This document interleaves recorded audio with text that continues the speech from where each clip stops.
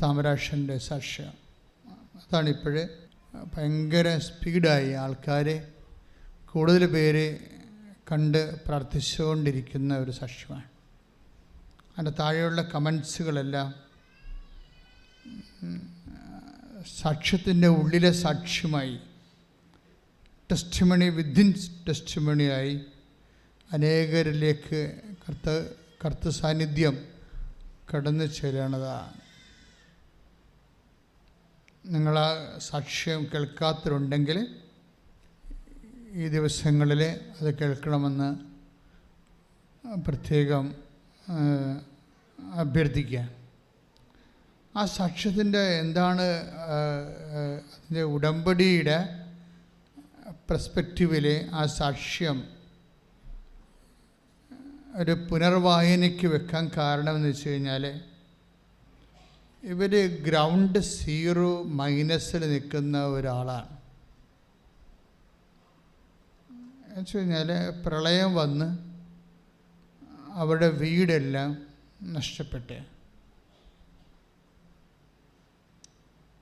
പ്രളയം വന്ന് വീടെല്ലാം പോയി. പിന്നെ ഇപ്പം താമസിക്കുന്നത് ടർപ്പോള വലിച്ച് കെട്ടിയ ഒറ്റമുറി വീട്ടിൽ അമ്മയും 3 മക്കളും രോഗിയായിരുന്ന ഒരപ്പനുമായിട്ട്. രോഗിയല്ല അദ്ദേഹം വാഹനം ഇടിച്ച് അപകടപ്പെട്ട് ബ്രെയിൻ ഡാമേജ് വന്ന ആളാണ്. അപ്പോൾ എനിക്ക് ഒരു വ്യക്തിയുടെ തകർച്ച പനിത ചോദിക്കുന്നത് അത് ഭയങ്കര ഹൃദയസ്പർശിയാണ്. ചില ഭർത്താവിൻ്റെ ഓർമ്മ പോകുമെന്ന് വെച്ച് കഴിഞ്ഞാൽ, ഇപ്പോൾ കുറേ നാളായി ഇങ്ങനെ കിടക്കണത്. ഇപ്പോൾ ബന്ധുക്കളും സ്വന്തപ്പെട്ടവരൊക്കെ ഉള്ളവരാണ്, അവർ ശരിക്കും സഹായിക്കുന്ന ബന്ധുക്കൾ തന്നെയാണ്. പക്ഷെ നമുക്കറിയാമല്ലോ, നമുക്ക് എന്തെങ്കിലും സംഭവിച്ചാൽ എല്ലാവരും ആദ്യ സമയത്ത് എല്ലാവരും ഉണ്ടാവും. അത് കഴിഞ്ഞ് ഒരു കൊല്ലമൊക്കെ എല്ലാവരും ഒരുപോലെയൊക്കെ അതിന് ഉണ്ടാകും. പക്ഷെ പിന്നെ എല്ലാവരും അവരവരുടെ ഉത്തരവാദിത്തങ്ങളിലേക്ക് പതുക്കെ പോകും. ചിലപ്പോൾ വിളിച്ചു പോലും ചോദിക്കാത്ത രീതിയിൽ അങ്ങനെ അവർ പറയുന്നുണ്ട്. ഞാനിങ്ങനെ സമൂഹത്തിലും വീട്ടിലും ഒക്കെ ബന്ധങ്ങളുമൊക്കെ ഒറ്റപ്പെട്ട് ഉൾവലിഞ്ഞു പോയെന്ന് പറയും. ഇപ്പോൾ ഒരു വ്യക്തി ഇങ്ങനെ പടിപടിയായിട്ട് തളർന്നും തകർന്നുമൊക്കെ പോകുന്ന അവസ്ഥകൾ.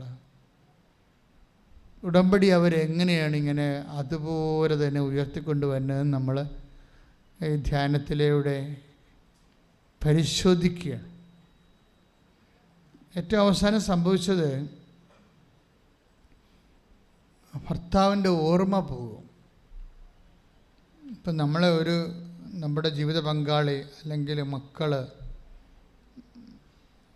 നമ്മൾ ശുശ്രൂഷിക്കുമ്പോൾ അവർക്ക് നമ്മളെ ശുശ്രൂഷിക്കുമ്പോൾ നമ്മളെ ശുശ്രൂഷിക്കാൻ വേണ്ടി അവശേഷിക്കുന്ന ഒരു ഉത്തേജനമെന്ന് പറയണത്, നമ്മളവരെ ശുശ്രൂഷിക്കുന്നുണ്ട് എന്ന് അവർക്ക് തോന്നണതും അവരുടെ മനസ്സിൽ നമ്മളോടുള്ള ഒരു നന്ദിയും സ്നേഹവും ഒക്കെയാണ്. പക്ഷേ അതിനൊക്കെ വേണ്ടത് ഓർമ്മയല്ലേ? ഓർമ്മ അങ്ങ് പോയാലേ ഈ രോഗി ശുശ്രൂഷയുടെ, ഇപ്പം ഞാൻ രോഗിയായിരുന്നു, നിങ്ങളെന്നെ സന്ദർശിച്ചു എന്ന് ഈശോ പറയണില്ലേ? അപ്പോൾ ഒരു ഉടമ്പടി നമ്മളത് ചെയ്യുകയും ചെയ്യുന്നുണ്ട്. അതിൽ നിന്ന് നമുക്ക് ഗ്രേസ്, നമുക്ക് കിട്ടുന്നത് എന്താണ്? ദൈവകൃപ.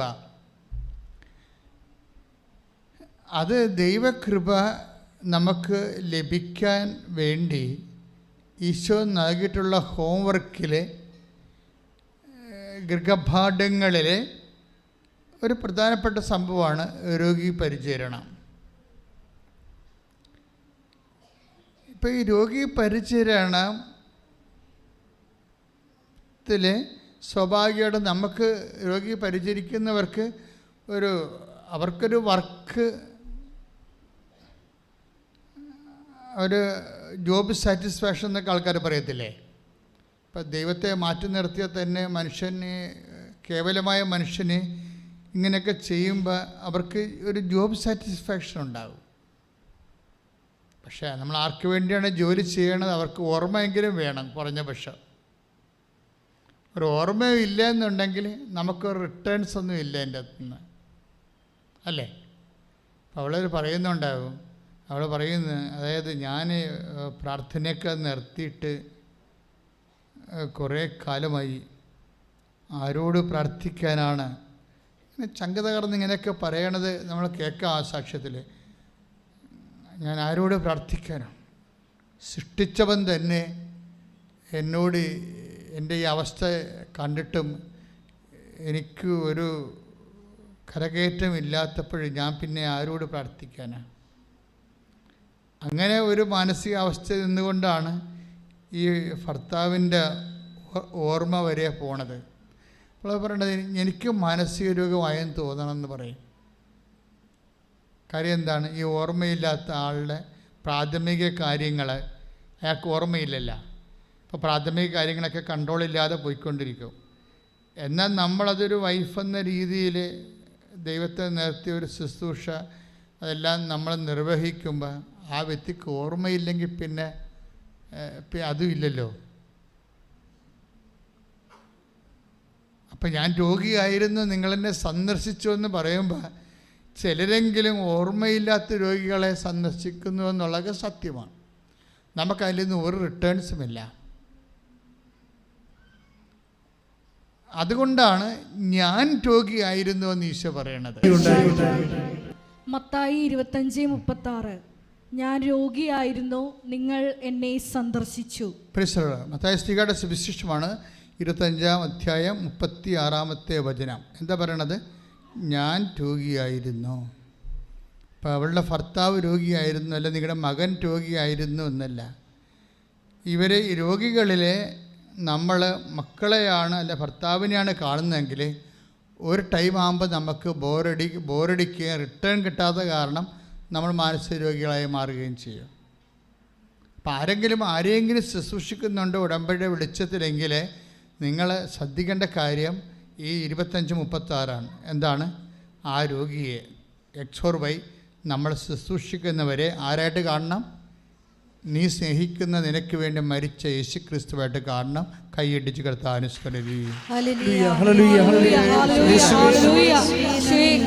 പ്രവർത്തികൾ ചെയ്യുമ്പോൾ എന്നെ കണ്ടത് ചെയ്യുവാൻ, നാമമഹത്വത്തിനായി അത് ചെയ്യുവാൻ ഞങ്ങളെ അഭിഷേകം ചെയ്യണമേ. Hallelujah hallelujah. തളരല്ലേ, നെഞ്ചൊന്നു നീറിടല്ലേ, നിന്നെ കാണാ നിന്നെ കേൾക്കാ നാഥനുണ്ടിവിടെ, ആരാധിച്ചിടാ.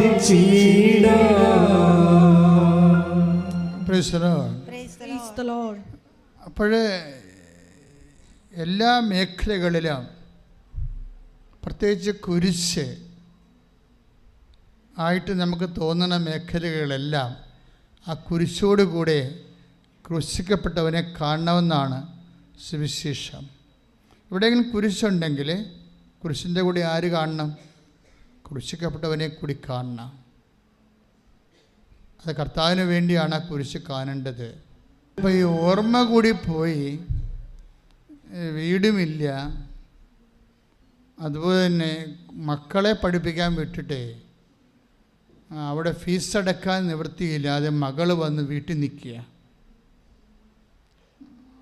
അപ്പോൾ ആൾക്കാരൊക്കെ ചോദിച്ചു, ഇവളെന്തോ പ്രോബ്ലം ഉണ്ട് അവിടെ ഉണ്ടാക്കിയിട്ട്, പെൺകുട്ടികളല്ലേ അപ്പോൾ എല്ലാം പ്രോബ്ലമായിട്ട് കാണത്തുള്ളൂ നാട്ടുകാർ.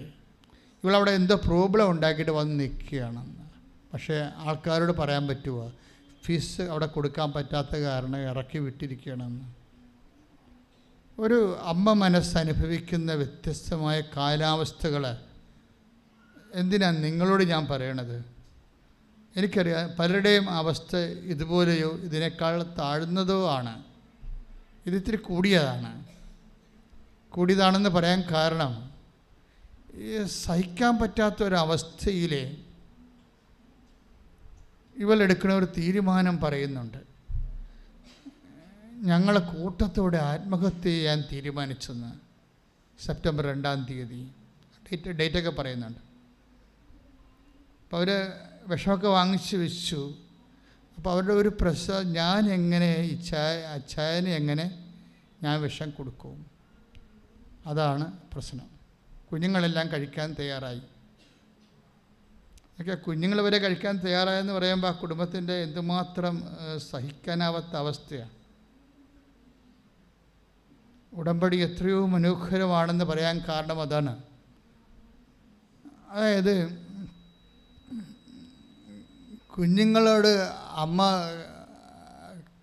ഇങ്ങനെ ഒരു അവസ്ഥ ചെല്ലാൻ കാരണം ഇവർ 7 ലക്ഷം രൂപ, പാവപ്പെട്ടവരല്ലേ, 7 ലക്ഷം രൂപയ്ക്ക് ശരിക്കും പറഞ്ഞാൽ 7 കോടി രൂപയുടെ കടമുള്ളവരുടെ അവസ്ഥയാണ് അവർക്കുള്ളത്.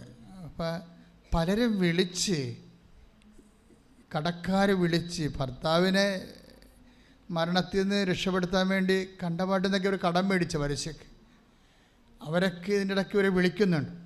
മകൾ വന്ന് വീട്ടിൽ നിൽക്കണുണ്ട്. അപ്പോൾ ഇങ്ങനെ വിളിക്കുമ്പോൾ അവർ അസഭ്യമൊക്കെ പറയും ഫോണിൽ. അപ്പോൾ ഇവരുടെ കണ്ണറിയാണ്ട് നിറഞ്ഞ് കണ്ണീര് താഴെ വീഴുമ്പോൾ മക്കളുടെ ആത്മവിശ്വാസം പോകും. കാര്യം അവർക്കെല്ലാം ഒരു അഭയമായിരുന്നത്.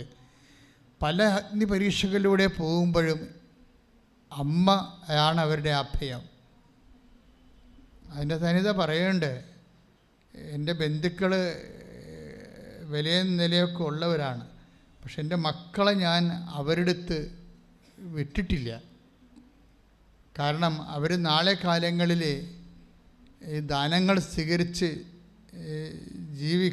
ജീവിക്കുന്ന ഒരവസ്ഥ വന്നാൽ അവർക്ക് അവിടെയൊക്കെ മുമ്പിലൊരു വില പോകും. എൻ്റെ മക്കളെ പ്രതിയാണ് ഞാൻ അങ്ങനെയൊക്കെ. എനിക്ക് തെറ്റാകാൻ ശരിയാകാം. കുഞ്ഞുങ്ങളുടെ അഭിമാനം ഓർത്തിട്ടാണ് ഞാൻ അവരോരോരുത്തും പണത്തിനൊന്നും വിടാതിരുന്നത്. ഒരു ലേഡിയാണ് അവർ ശരിക്കും. എന്ത് ബുദ്ധിയും ബോധവും ഉള്ളവരാണത്. എനിക്കത് ഭയങ്കരമായിട്ട് ഇഷ്ടപ്പെട്ടു ആ നിലപാട്. കാര്യം അവർ ആ നിലപാട് കറക്റ്റാണെന്ന് എനിക്ക് എൻ്റെ ജീവിതത്തിൽ നിന്ന് മനസ്സിലായിട്ടുണ്ട്. കാര്യം ഞാൻ സെമിനാരി പഠിക്കുന്ന സമയത്ത് എൻ്റെ അമ്മയുടെ ആങ്ങള, അങ്ങേര് 2 ഡോക്ടറേറ്റ് ഉള്ള ആളാണ്. വത്തിക്കാനിൽ പോയി റോമിൽ പോയി പഠിച്ച് രൂപതയെ വന്ന് ഇവിടെ സെമിനാരി റെക്ടറാണ് അദ്ദേഹം. അപ്പോൾ അദ്ദേഹമാണ് എന്നെ ആദ്യകാലങ്ങളിലൊക്കെ ഫൈനാൻസായിട്ട് സപ്പോർട്ട് ചെയ്തുകൊണ്ടിരുന്നത്, പഠനകാര്യങ്ങളൊക്കെ. പക്ഷെ അങ്ങേര് ചെയ്തതെന്ന് വെച്ച് കഴിഞ്ഞാൽ അന്ന് 1979 അല്ല 76. അപ്പം അന്നത്തെ അച്ഛന്മാർ സെമിനാരി താമസിക്കുന്നവർക്ക് 75 രൂപയാണ് ശമ്പളം. 75 രൂപ ശമ്പളം എന്നൊക്കെ പറഞ്ഞാൽ നിങ്ങൾക്ക് ശമ്പളം എന്ന് പറയും. ശമ്പളമല്ലേ, ഞങ്ങൾ സഭയിൽ നിന്ന് വാങ്ങിക്കുന്ന ശമ്പളമല്ല, ഞങ്ങൾക്ക് സസ്റ്റ്നൻസ് എന്ന് പറയാതെ. ഞങ്ങൾക്ക് ഉടുപ്പൊക്കെ കഴുകി ചെരുപ്പൊക്കെ പൊട്ടിയാൽ മേടിക്കാനും സോപ്പൊക്കെ മേടിക്കാനുള്ള കാശിനാണ് സസ്റ്റ്നൻസ് എന്ന് പറയുന്നത്. അതാണ് ഞങ്ങൾ സഭയിൽ നിന്ന് വാങ്ങിക്കുന്നത്. പള്ളികളിലിരിക്കുമ്പോൾ അത് തന്നെ വാങ്ങിക്കണത്, ശമ്പളമല്ല. ശമ്പളം എന്ന് എങ്ങനെ പറയാൻ പറ്റും? തൊഴിലുറപ്പുകാർക്ക് ഇതിനൊക്കെ കൂടുതൽ കിട്ടും. എന്താ അത്രയും നാളെ നിങ്ങളത് മനസ്സിലാക്കാൻ വേണ്ടി ഞാൻ പറഞ്ഞതേ ഉള്ളൂ. അതായത് എന്ത് അരൂപികമായിട്ടാണ് ഇതിൻ്റെ അകത്ത് ജീവിക്കണത്. നിങ്ങൾക്കറിയാമല്ലോ, ഈ കൃപാസത്തിന് പോലും ഞാൻ 5 പൈസ ഇന്നുവരെ വാങ്ങിച്ചിട്ടില്ല. ശുശ്രൂഷ ചെയ്യണം ഞാനാണ് ഇവിടെ. 20 കൊല്ലമായില്ലേ. വേണമെങ്കിൽ ഒരു ശുശ്രൂഷക്ക് 1000 രൂപ വെച്ച് മേടിക്കാമല്ലോ. അപ്പോഴും 20 കൊല്ലത്ത് എന്തുമാത്രം കാശ് കിട്ടും. ഐ ആം നോട്ട് ആ വിഷയത്തെക്കുറിച്ച് ഞാൻ ചിന്തിച്ചിട്ടില്ല. അത് കർത്താവിൻ്റെ പണമാണ്, ദൈവശുശ്രൂഷയ്ക്കുള്ളതാണെന്ന് എനിക്ക് നല്ല ബോധമുണ്ട്. പിന്നെ ഇതുപോലെ വല്ല മരുന്ന് അവലൊക്കെ വരുമ്പോൾ അവിടുന്ന് ബില്ല് കൊടുക്കുകയാണെങ്കിൽ അവരത് പേയ്മെൻറ്റ് ചെയ്യും. എന്താ പ്രശ്നം വെച്ച് കഴിഞ്ഞാൽ സഭയിലെ സ്റ്റാറ്റ്യൂട്ടറി ആയിട്ടുള്ള എല്ലാ സ്ഥലങ്ങളും നിലനിൽക്കുന്ന ഒരു രീതിയാണിത്. പിന്നെ ഞങ്ങളെ ഉടുത്ത് കുളിച്ച് മിടുക്കന്മാരായിട്ട് നടക്കുന്നത് ഞങ്ങളെ സ്നേഹിക്കുന്ന ആൾക്കാർ ലോഹയായിട്ടും ഒത്തിരി പേര്. ഇപ്പോൾ ഈ കൃപാസനം തന്നെ റൺ ചെയ്യണത് എങ്ങനെയാണ് ശരിക്കും? ഞങ്ങൾ ഇവിടെ കുർബാന പണമെന്ന് എഴുതി വെച്ചിട്ടുണ്ടോ? ഇല്ല. സ്വസ്ഥ കാശ് എടുക്കുന്നുണ്ടോ? ഇല്ല. അതേസമയം തന്നെ സംഭാവന എന്ന് എഴുതി വെച്ചിട്ടുണ്ടോ? ഇല്ല. ഒരു സംഭവം സാമ്പത്തികമായിട്ടൊരു വിഷയമില്ല. കാര്യം ചെയ്യാത്തതിൻ്റെ കാരണം ഇതൊന്നും ഈശോയ്ക്ക് ഞങ്ങൾക്ക് ശുശ്രൂഷ ചെയ്യാൻ പറ്റത്തില്ലേ? സാമ്പത്തികത്തിന് ഏതെങ്കിലും മേഖലയിൽ ഇപ്പോൾ യൂട്യൂബ് 5 പൈസ കമ്പനിയിൽ നിന്ന് വാങ്ങിക്കണില്ല. എത്രയോ പ്രാവശ്യം അവിടെ വൗച്ചർ വന്ന് മേടിക്കണില്ല. അങ്ങനെ വന്നാൽ പരിശുദ്ധാത്മാവ് പതുക്കെ പതുക്കെ ഇറങ്ങിപ്പോവും. പക്ഷേ എന്നാൽ ഇത് മെയിൻറ്റെയിൻ ചെയ്ത് പോകണില്ലേ? സൂപ്പറായിട്ട് മെയിൻറ്റെയിൻ ചെയ്ത് പോകുന്നുണ്ട്. എന്താ കാര്യം? അമ്മമാതാവ് വാരിക്കോരി കൊടുത്ത് അനുഗ്രഹിച്ച് നിലനിർത്തിയ ആൾക്കാർ കൊണ്ടുവന്ന് ഇതിൻ്റെ മെയിൻ്റനൻസിന് വേണ്ടിയും ശുശ്രൂഷകൾ ഭംഗിയായിട്ട് നടക്കാൻ വേണ്ടിയും ആവശ്യത്തിന് കൊടുത്തിട്ട് പോകുന്നുണ്ട്. പക്ഷേ ഈ വിഷയം സംസാരിക്കാറ് പോലും ഇല്ല ഇവിടെ. പുറത്തൊക്കെ ആൾക്കാർ ട്രോളൊക്കെ ചെയ്യുന്നുണ്ട്, അവർക്ക് അറിയാൻ മേലാത്തത് കൊണ്ട് നമ്മൾ എന്ത് പറയാനാണ്. പക്ഷേ ഇതാണ് എൻ്റെ സിറ്റുവേഷൻ. പോട്ടെ, എൻ്റെ ഒരു അവസ്ഥ ഞാൻ നിങ്ങളോട് പറഞ്ഞില്ലേ, നിങ്ങൾ ഓരോ ജീവിതത്തിൽ കടന്നു പോകുമ്പോൾ ശ്രദ്ധിക്കണം. അമ്മ അവൾ പറഞ്ഞ കറക്റ്റാണ്. ശരിക്കും അനിത പറഞ്ഞത് കറക്റ്റാണ്. എൻ്റെ അമ്മാവനൊരു ചെറിയ തെറ്റ് ചെയ്ത്. കാര്യം അമ്മാവൻ്റെ ശമ്പളം 75 രൂപയാണ്. അതിൽ 50 രൂപ എനിക്ക് സോപ്പും ബക്കറ്റും ഉടുപ്പും ഒക്കെ വാങ്ങിക്കാൻ വേണ്ടിയുള്ളതാണ്. അപ്പം അമ്മാവൻ പറയും, നീ അത് പോയി പ്രൊക്യൂറിൻ്റെ നിന്ന് മേടിച്ചോളാൻ പറയും. 20 രൂപ അമ്മാവനും കൊടുക്കും. 50 രൂപ പ്രൊക്യൂട്ടർ എന്ന് പറയുന്നത് ട്രഷററാണ്, സെമിനാരിയിലെ പണസൂക്ഷിപ്പുകാരൻ. അതൊരു അച്ഛനാണ്. അപ്പം അങ്ങേരോട് വാങ്ങിച്ചോളാൻ പറയും. അപ്പം അങ്ങേരെടുത്ത് ഞാൻ എല്ലാ മാസവും ചെന്നിട്ട് 50 രൂപ മേടിക്കും. എന്നിട്ട് ഞാൻ കോളേജിൽ പോകുന്ന സമയത്ത് എൻ്റെ അത്യാവശ്യ കാര്യങ്ങളൊക്കെ 50 രൂപക്ക് നിൽക്കില്ല. പക്ഷേ അന്ന് 50 രൂപക്ക് വരെ ഉണ്ട്, 76 അത്യാവശ്യം കാര്യമൊക്കെ നടക്കും. നമുക്ക് വേറെ ആർഭാടമൊന്നും നടക്കത്തില്ല. ഉടുപ്പ് കെട്ടുകളും പണ്ട് ഈ ഉജാലയൊക്കെ വാങ്ങിക്കാനുള്ള കാശ് കിട്ടും, മുക്കാനും തേക്കാനും ഒക്കെയുള്ള പരിപാടി കിട്ടും. പക്ഷേ അത് പിന്നീട് എനിക്കത് വലിയ ഭാരമായി മാറി. എന്താ കാര്യം? ഈ പ്രൊക്യുറേറ്റർ പിന്നീട് രൂപത ബിഷപ്പായപ്പോൾ ഞാൻ അച്ഛനായി. അതാണ് പ്രശ്നം. ഈ പ്രൊക്യുറേറ്ററായിരുന്നു ഈ 50 രൂപ തന്നുകൊണ്ടിരുന്ന അച്ഛൻ പിന്നീട് രൂപതയുടെ ബിഷപ്പായി. അപ്പം ഞാൻ ആരായി? ഞാൻ പഠിച്ച് അച്ഛനായി. ഈ മനുഷ്യൻ്റെ മുമ്പിൽ നമ്മൾ 50 രൂപയ്ക്ക് വേണ്ടി എത്രയോ വർഷം കൈനീട്ടിയതാണ്. അത് കാരണം പലപ്പോഴും അണ്ടർ എസ്റ്റിമേറ്റ് ചെയ്യും. അതാണ് വിഷയം. അത് അനിത പറഞ്ഞ കറക്റ്റ്. അനിത പറഞ്ഞപ്പോൾ എനിക്കത് മനസ്സിലായി. നിങ്ങൾക്കത് മനസ്സിലായെന്ന് അറിയത്തില്ല. നിങ്ങളവർക്ക് അത് വലിയ ഭാവമല്ലേ, ഉള്ളവിടേക്ക് അത് മേടിക്കണ്ടേ. പക്ഷേ അനിത പറഞ്ഞത് എന്താ പറഞ്ഞിരിക്കുന്നത്? എൻ്റെ മക്കൾ ആടെ മുമ്പിൽ കൈനീട്ടിയ നാളെ അവിടെ മുമ്പിൽ അവർ ദാസന്മാരുടെ കാണത്തില്ലേ എന്നാ ചോദിച്ചത്. അതുകൊണ്ടാണ് അത് അമ്മയുടെ അവസ്ഥയിലാണ് ഞാനത് കാണുന്നത്. അപ്പം അതുകൊണ്ടാണ് അവർക്ക് ഒരു വല്ലാത്ത അവസ്ഥയിലൂടെ പോകുമ്പോൾ അവർ പോകത്തില്ലായിരുന്നു. ഈ കടക്കാരെ വിളിച്ച് തോന്നിവാസം പറയണില്ലേ, അപ്പോൾ ഈ മക്കൾക്കെല്ലാം എന്തെല്ലാം അഗ്നി പരീക്ഷകളിലൂടെ പോകുമ്പോഴും ഇവർ ഒറ്റക്ക് നിന്ന് പടപൊരുതി അതിനേക്ക് അതിജീവിച്ച് ഈ കുഞ്ഞുങ്ങളെയും പൊരുന്ന് പരന്ത് വരുമ്പോഴും പാമ്പ് വരുമ്പോഴും ഒക്കെ കൂടെ ചിറകിൽ ചേർത്ത് കൊണ്ടു നടക്കുന്ന അമ്മ ഒരു നിമിഷം ഇങ്ങനെ ഫോൺ എടുക്കുമ്പോൾ കരയണത് കാണാം. അപ്പോൾ 2 മക്കളും വന്ന് കയ്യെ പിടിച്ചിട്ട് പറയും, അമ്മ എന്തെല്ലാം സംഭവിച്ചാലും അമ്മ കരയരുത്. അമ്മ കരഞ്ഞാൽ പിന്നെ ഞങ്ങൾ ചങ്ക് പറഞ്ഞു പോകും, പിന്നെ ഞങ്ങൾക്ക് ഒരു ആരംഭവും ഇല്ലാത്ത രീതിയിലാകും. അപ്പോൾ പറയും, നമുക്ക് ഒരുമിച്ച് മരിക്കാം, ഇങ്ങനെ പോകാൻ എത്ര കാലം പോകാൻ പറ്റും. അതാണ് സംഭവം.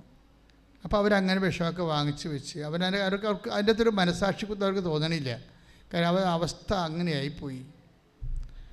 അപ്പോൾ ഈ സെപ്റ്റംബർ 2-ാം തീയതി അപ്പോൾ എന്നിട്ട് ഈ അമ്മ അനിത മക്കൾ പറയും, അച്ഛനി എങ്ങനെ കൊടുക്കൂടാ ഞാൻ വിഷമെന്ന് ചോദിക്കും മൂത്ത മകനോട്. അപ്പോൾ അവൻ പറയും, ഞാൻ കൊടുക്കാം അച്ചായനെന്ന് പറയും. അച്ചായൻ കിടപ്പാണല്ല, അച്ചായൻ നമ്മളില്ലാതെ അച്ചായൻ ഇങ്ങനെ കിടന്നിട്ട് കാര്യമില്ല, ഞാൻ കൊടുക്കാമെന്ന് പറയും. അപ്പോൾ ഇവരെങ്ങനെ തീരുമാനിച്ച് പക്ഷേ 2-ാം തീയതി വൈകുന്നേരമായപ്പോൾ അവിടെ മൊബൈലിലേക്ക് ഒരു ലിങ്ക് വരും. എന്താ വരുന്നത്? കൃപാസനത്തിൻ്റെ ഒരു സാക്ഷ്യത്തെ ലിങ്കാണ് വരുന്നത്.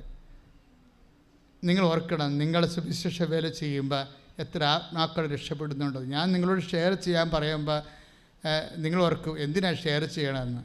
പക്ഷേ ദൈവം നിങ്ങളിലൂടെ പ്രവർത്തിക്കണമെങ്കിൽ നിങ്ങളത് ഷെയർ ചെയ്യുമ്പോഴല്ലേ അറിയത്തുള്ളൂ, അല്ലേ? അപ്പോൾ ഇവർ ഈ ഷെയർ ചെയ്യുമ്പോൾ ഈ ലിങ്ക് എടുത്ത് നോക്കി. അപ്പോൾ മൂത്ത മകൻ ഉടനെ ഈ മൂത്ത മകൻ ഞാൻ അപ്പന് വിഷം കൊടുക്കാമെന്ന് പറഞ്ഞവൻ പറയും, അമ്മേ നമുക്കൊന്ന് കൃപാസനത്തിൽ പോയാലാ, ചിലപ്പോൾ ഇതായിരിക്കും അവസാനത്തെ പിടിവള്ളി എന്ന് പറയും. ചിലപ്പോൾ ഇതായിരിക്കും അവസാനത്തെ പിടിവള്ളി, നമ്മുടെ അവസാനത്തെ ഒരു അഭയം. എനിക്കത് കേട്ടപ്പോൾ ഭയങ്കര സന്തോഷം തോന്നി. കാര്യം ഒരു മനുഷ്യൻ്റെ അവസാനത്തെ അഭയകേന്ദ്രമാണ് കൃപാസനമെന്ന് ഒരു മനുഷ്യരെ അനുഭവത്തിൽ നിന്ന് അവർ പറയണ കേൾക്കുമ്പോൾ എന്തൊരു അർത്ഥവത്താണ് നമ്മുടെ ശുശ്രൂഷ നമുക്ക് തോന്നും. ഒന്ന് ശ്രുതിക്കട്ടെ മക്കളെ എല്ലാവരും. അപ്പോൾ പിറ്റേ ദിവസം വന്നിട്ട് അനിയത്തി തന്നെ ഇവരെ വിളിക്കും. ഇവൻ്റെ അനിയത്തി ഇവരെ സഹായിച്ചുകൊണ്ട് പല കാര്യങ്ങളും. എങ്ങനെ സഹായിച്ചിട്ട് കടലിൽ കല്ലിടണ പോലെയുള്ള അവസ്ഥയാണേ, അതാണ് അവസ്ഥയെ. അപ്പോൾ അനിയത്തി, അപ്പോൾ എല്ലാ ബന്ധുക്കളും അവർ നന്നായിട്ടാണ് സംസാരിക്കണം. പക്ഷേ കടലിൽ കൊണ്ട് കല്ലിടാണ പോലെയാണ് സഹായങ്ങളൊക്കെ, ഒന്നും കാണുകയില്ല. അപ്പോൾ അനിയത്തി വരും. അനിയത്തിയോട് വരുമ്പോൾ അനിയത്തി പറയും, ഞങ്ങൾ കൃപാസനത്തിൽ പോകണു, ചെടുത്തി വരുന്നുണ്ടെന്ന് പിറ്റേ ദിവസം ഒന്ന് ചോദിക്കും. അപ്പോൾ ഇവൾ പറയാം, അനിയത്തിയല്ലേ സ്വന്തമായിട്ട് സംസാരിക്കുക. ഞാൻ പറയും, എടി എൻ്റെ കാശില്ല. അപ്പോൾ പറയും, ഞാൻ എടുത്തോളാം ചേച്ചിയുടെ കാശെന്ന് പറയും. അപ്പം അവർക്ക് വണ്ടിക്കൂലി കൊടുത്തുകൊണ്ട് അനിയത്തി ചേടത്തിനെ കൊണ്ടുവരും. അങ്ങനെ ഇവിടെ വന്ന് ഇവർ കണ്ടെല്ലാം കേട്ട് മനസ്സിലാക്കി അവർ ഉടമ്പടി ചെയ്യും. ഉടമ്പടി ചെയ്യുമ്പോൾ പിന്നത്തെ കാര്യം നിങ്ങൾ കേൾക്കേണ്ടതാണ്. ശരിക്കും ഇവരുടെ അവസ്ഥ ഞാൻ കാണുന്നില്ലേ. ഇനി ദൈവം ഒരു വ്യക്തി ഇങ്ങനെ 0 നിന്ന് എങ്ങനെയാണ് പരിശുദ്ധ അമ്മ അവരെ ഉയർത്തിക്കൊണ്ട് വരണമെന്നറിയാം. അപ്പം നിങ്ങൾ ഉടമ്പടി ചെയ്യുമ്പോൾ എന്താ സംഭവിക്കണത്? നിങ്ങൾ ദൈവത്തിൻ്റെ അസൽ ബന്ധുക്കളായി മാറുകയാണ്. അല്ലേ? വാഗ്ദാനപ്രകാരമുള്ള ബന്ധുക്കൾ. നമുക്ക് 2 തരത്തിലാണ് ദൈവത്തിൻ്റെ മക്കളാകണത്. ദൈവത്തിന് ബൈബിൾ അനുസരിച്ച് 2 തരത്തിലാണ് മക്കളാകണത്. ഒന്ന് വംശപ്രകാരം. ഇപ്പം നമ്മുടെ കുടുംബങ്ങളൊക്കെ നടക്കുന്ന വംശപ്രകാരമല്ലേ നമ്മൾ മക്കളാകണത്. പിന്നെ എന്താണ്? വാഗ്ദാനപ്രകാരം. ഉടമ്പടി എടുക്കുമ്പോൾ എന്താ സംഭവിക്കുന്നത്? ഉടമ്പടി എടുക്കുമ്പോൾ നീ ആദ്യമായിട്ടും നീ ചിലപ്പോൾ ഒരു നോൺ ക്രിസ്ത്യൻ ആയിരിക്കും, അല്ല നോൺ ക്രിസ്ത്യൻ അല്ല, നോൺ ബാപ്റ്റിസ്റ്റ് ആയിട്ടുള്ള ആളാണ്. അപ്പോൾ നീ ഉടമ്പടി എടുക്കുമ്പോൾ നീ എന്താ സംഭവിക്കുന്നത്? ബാപ്റ്റിസ്റ്റ് ആയിട്ടുള്ള ആളെപ്പോലെ തന്നെ നിനക്ക് ദൈവത്തിൻ്റെ മകനും മകളുമായി മാറുകയാണ്. അതെന്ത് വകുപ്പിലാണ് അങ്ങനെ വേണ്ടത്? വംശപ്രകാരമല്ല, പിന്നെ എന്താണ്? വാഗ്ദാനപ്രകാരം. ബൈബിൾ നമ്മുടെ മുമ്പിൽ വെക്കുന്ന ഒരു വലിയൊരു സ്വർഗീയമായ സാധ്യതയാണ്. എനിക്ക് തോന്നുന്നത് റോമ 9:8. ശ്രുതികട്ടെ ഹല്ലേലൂയ. വംശമുറയ്ക്കുള്ള മക്കളല്ല ദൈവത്തിന്റെ മക്കൾ, പ്രത്യുത ശ്രുതികട്ടെ ഹല്ലേലൂയ. ഹല്ലേലൂയ ഹല്ലേലൂയ മഹത്വം ആരാധന ആരാധന ഹല്ലേലൂയ ഹല്ലേലൂയ ഹല്ലേലൂയ ഹല്ലേലൂയ ഹല്ലേലൂയ മഹത്വം മഹത്വം ആരാധന. റോമാലേഖനം 9:8 വായിച്ചേ. വംശമുറയ്ക്കുള്ള മക്കളല്ല, ഒന്ന് പറഞ്ഞേ. വംശമുറക്കുള്ള മക്കളല്ല, വംശമുറയ്ക്കുള്ള മക്കളല്ല ദൈവത്തിന്റെ മക്കൾ, ദൈവത്തിന്റെ മക്കൾ, പ്രത്യുത വാഗ്ദാനപ്രകാരം ജനിച്ചവരാണ്, വാഗ്ദാനപ്രകാരം ജനിച്ചവരാണ് യഥാർത്ഥ മക്കളായി കണക്കാക്കപ്പെടുന്നത്. ആ ബൈബിളിന്റെ അപ്രോച്ച് അതാണ്. വംശമുറക്കുള്ള മക്കളെ അല്ല ബൈബിള് യഥാർത്ഥ മക്കളെ കാണുന്നത്. പിന്നെ ആരാണ് കാണുന്നത്? ദൈവത്തിൻ്റെ മക്കളെ. വംശമുറക്കുള്ള മക്കൾ മനുഷ്യന്മാരുടെ മക്കളല്ലേ. പക്ഷെ ദൈവത്തിൻ്റെ മക്കളെ കാണുന്നത് എങ്ങനെയാണ്? വംശമുറക്കുള്ളതല്ല. റോമ 9:8 എന്താ പറയണത്? വാഗ്ദാനപ്രകാരമുള്ള, പറഞ്ഞേ, വാഗ്ദാനപ്രകാരമുള്ള മക്കളാണ് യഥാർത്ഥ ദൈവത്തിന്റെ മക്കള്. അപ്പൊ അനിത ഉടമ്പടി ചെയ്തപ്പോൾ ഉടനെ അനിതയും മക്കളും ദൈവത്തിന്റെ മക്കളായി മാറുകയാണ്. അതാണ് വിഷയം. അത് നിങ്ങൾ അറിയണം ഇതിൻ്റെ അകത്ത് എന്തുകൊണ്ടാണ് ഇങ്ങനെ വരണമെന്ന്. അപ്പോൾ മക്കളാണെങ്കിൽ പിന്നെ എന്താ സംഭവിക്കണത്? ഉടനെ അവകാശികളാകും. Take the word of God. ശ്രുതികട്ടെ ഹല്ലേലൂയ ഹല്ലേലൂയ ഹല്ലേലൂയ. യേശുവേ നന്ദി. ഹല്ലേലൂയ ഹല്ലേലൂയ ഹല്ലേലൂയ. യേശുവേ ആരാധന കരയല്ലേ തളരല്ലേ നെഞ്ചൊന്നു നീരിടല്ലേ നിന്നെ കാണാൻ നിന്നെ കേൾക്കാൻ നാഥനുണ്ടിവിടെ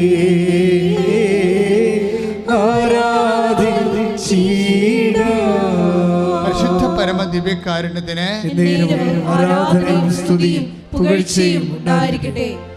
റോമ 8:17.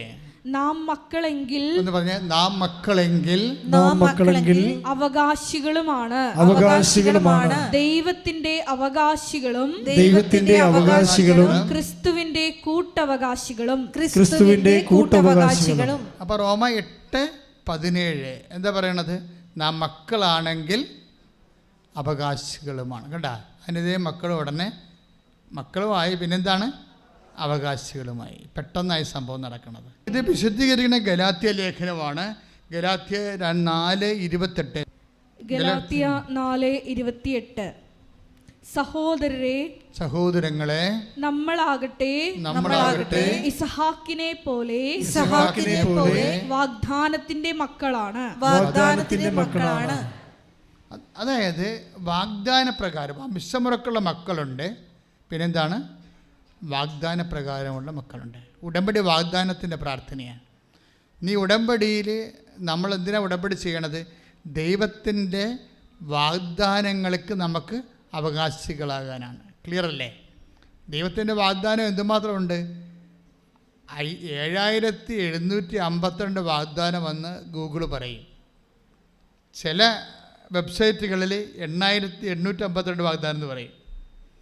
കാരണം ഒരു മനുഷ്യൻ്റെ ഫിസിക്കാലിറ്റി ആൻഡ് സ്പിരിച്വാലിറ്റി മെയിൻ്റെനൻസിന് വേണ്ടി ദൈവം 8000-ഓളം വാഗ്ദാനങ്ങളാണ് കൊടുത്തിരിക്കുന്നത്.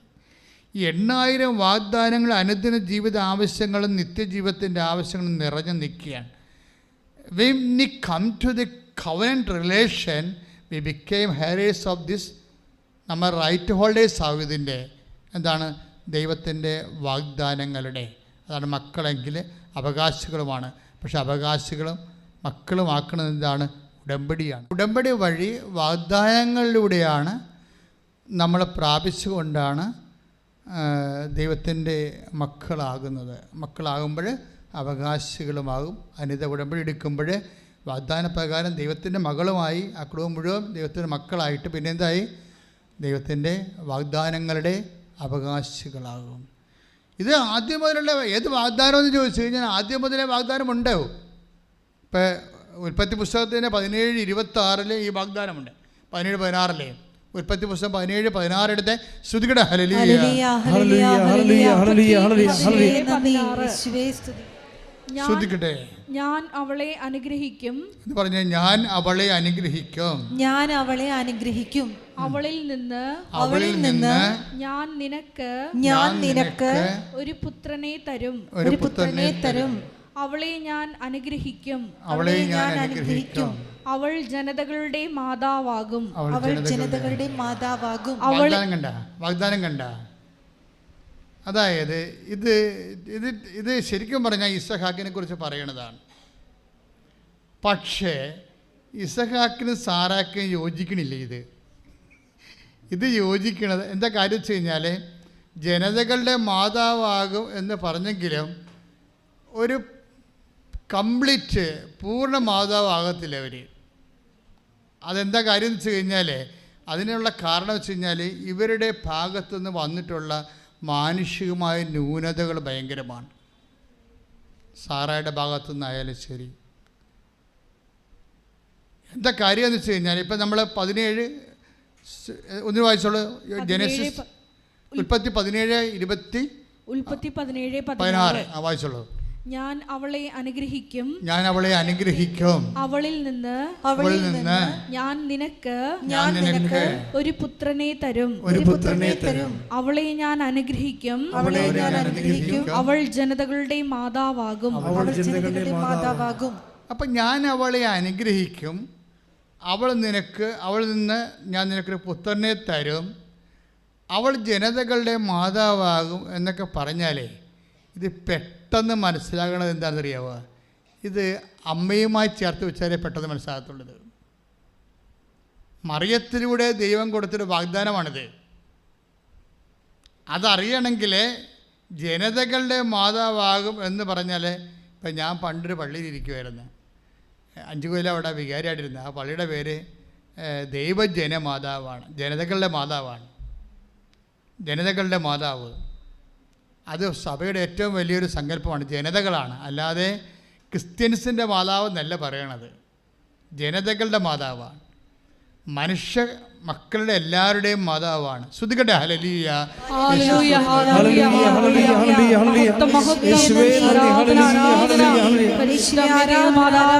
അമ്മയുടെ മക്കൾക്ക് വേണ്ടി, ജനതകൾക്ക് വേണ്ടി, ലോകം മുഴുവനും വേണ്ടി മധ്യസ്ഥ പ്രാർത്ഥിക്കണമേ എന്ന് ഈ ആരാധനയിലൂടെ അടിയങ്ങൾ പ്രാർത്ഥിക്കുന്നു.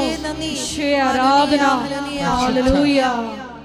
ഇനി ഇതന്നെ അവളിലൂടെ അവൾ നിനക്കൊരു പുത്രനെ വചനം വായിച്ചോളൂ. ശ്രുതികട്ടെ ഹല്ലേലൂയ. യേശുവേ നന്ദി. ഹല്ലേലൂയ ഹല്ലേലൂയ ഹല്ലേലൂയ ഹല്ലേലൂയ. ഹല്ലേലൂയ ഹല്ലേലൂയ. മഹത്വം മഹത്വം ആരാധന ആരാധന. ഹല്ലേലൂയ. മഹത്വം മഹത്വം ആരാധന ആരാധന. ഹല്ലേലൂയ. അതായത് ജനേസിസ് 17:16 ഞാൻ അവളെ അനുഗ്രഹിക്കും. പറഞ്ഞേ, ഞാൻ അവളെ അനുഗ്രഹിക്കും. അവളിൽ നിന്ന് ഞാൻ നിനക്ക് ഒരു പുത്രനെ തരും. ഇത് യേശു ആണെന്ന് നമ്മുടെ മനസ്സിൽ നമ്മൾ അംഗീകരിച്ചു കഴിഞ്ഞാൽ പിന്നെ കാര്യം കുറച്ച് എളുപ്പമാകും. എന്താ കാര്യം? ഈ വാഗ്ദാനങ്ങളെല്ലാം നമ്മൾ ജനതകളെ പ്രാപിക്കുന്നത് ഇസഹാക്കിലൂടെയല്ല, യേശുവിലൂടെയാണ്. അതുകൊണ്ടാണ് കൊറിന്ത്യൻസ് പറയുകയെ, അതായത് സകല വാഗ്ദാനങ്ങളും ക്രിസ്തുവിൽ അതെ എന്നാണ്. ശ്രുതികട്ടെ, take the word of God. ശ്രുതികട്ടെ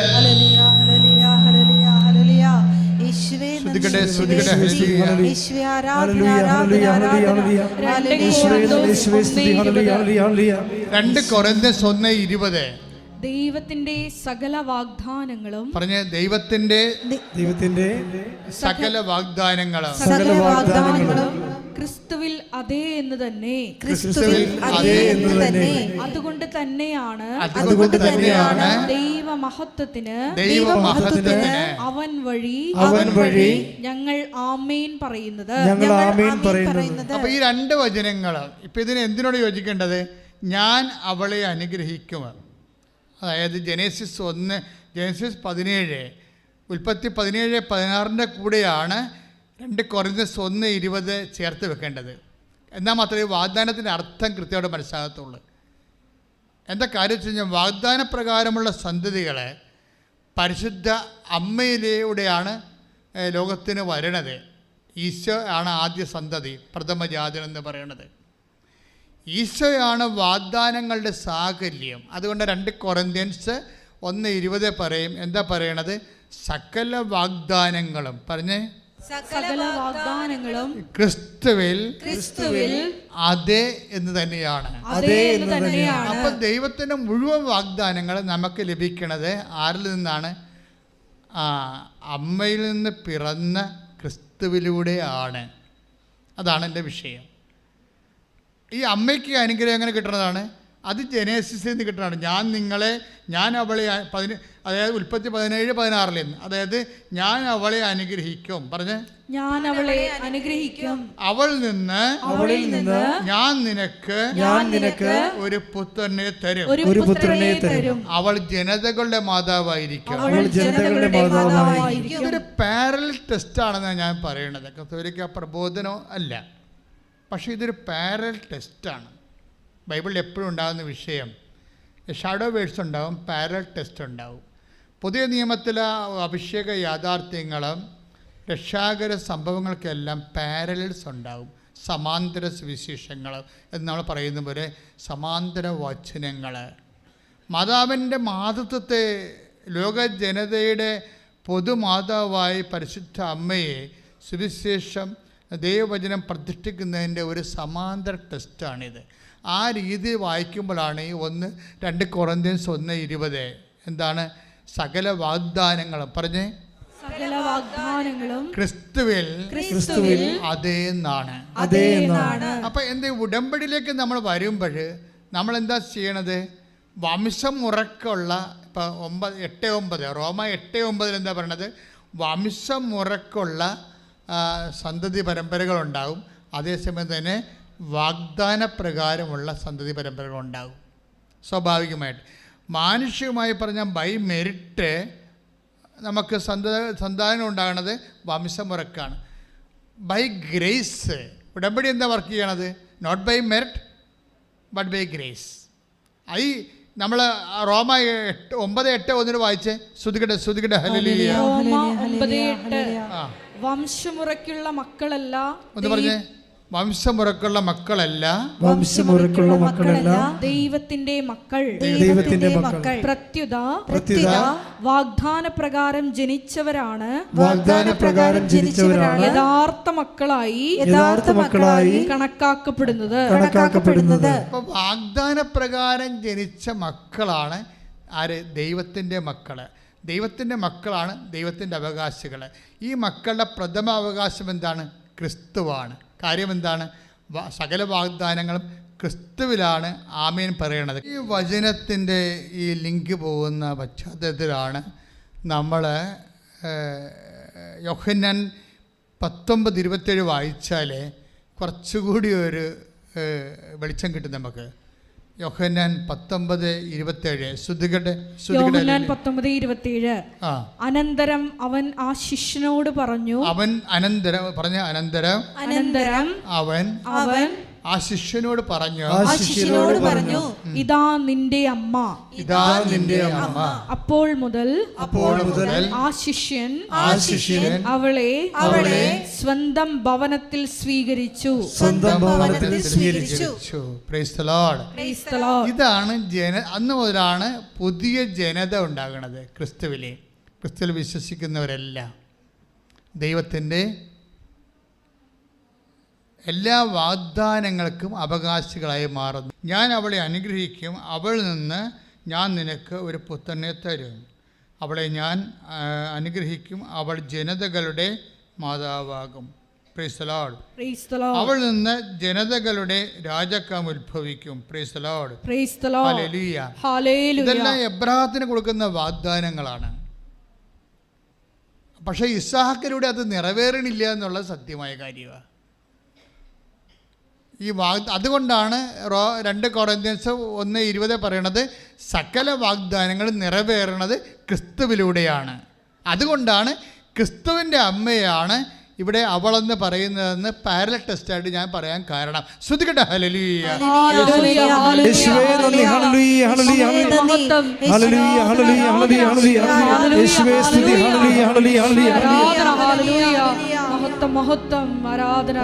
പരിശുദ്ധ പരമദിവ്യകാരുണ്യത്തിന്,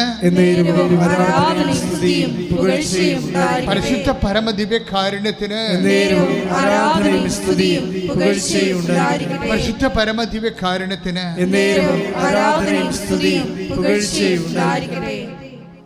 അതായത് എബ്രാഹത്തിന് കൊടുക്കുന്ന വാഗ്ദാനങ്ങൾക്ക്, അതായത് എന്താ പ്രശ്നം വെച്ച് കഴിഞ്ഞാൽ, നമ്മൾ വാഗ്ദാനം കൊടുക്കുമ്പോൾ തന്നെ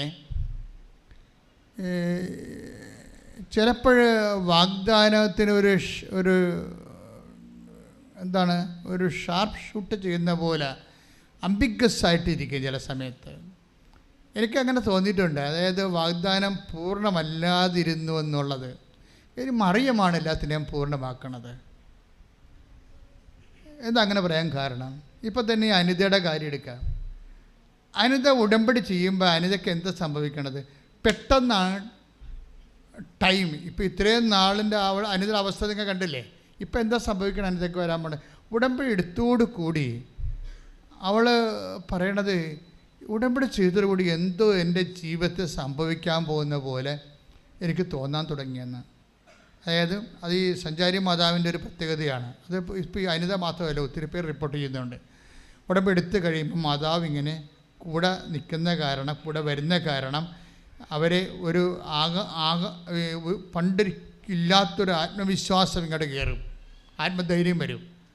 ആത്മധൈര്യം വരുമ്പോൾ എപ്പോഴും നിങ്ങൾ ഓർക്കണം, നിങ്ങൾക്കൊരു ആത്മധൈര്യം വന്നാൽ അതിൻ്റെ അർത്ഥം ദൈവ സാന്നിധ്യം വരുമ്പോഴാണ് നമുക്ക് ആത്മധൈര്യം വരണത്. ഈ ആത്മധൈര്യം ഈ ഉടമ്പടിയിൽ ഭയങ്കരമായ രീതിയിൽ വിശ്ലേഷിക്കേണ്ട ഒരു പരീക്ഷണ വസ്തുവാണ് ആത്മധൈര്യം. എന്നാൽ ജോഷുവയുടെ പറഞ്ഞ എന്താണ്? ശക്തനും ധീരനുമായിരിക്കുക, അല്ലേ? 1:9 നമ്മൾ വായിക്കണല്ലേ ജോഷുവ, അല്ലേ? വായിച്ചേ, ശ്രദ്ധിക്കട്ടെ. ജോഷുവ 1:9.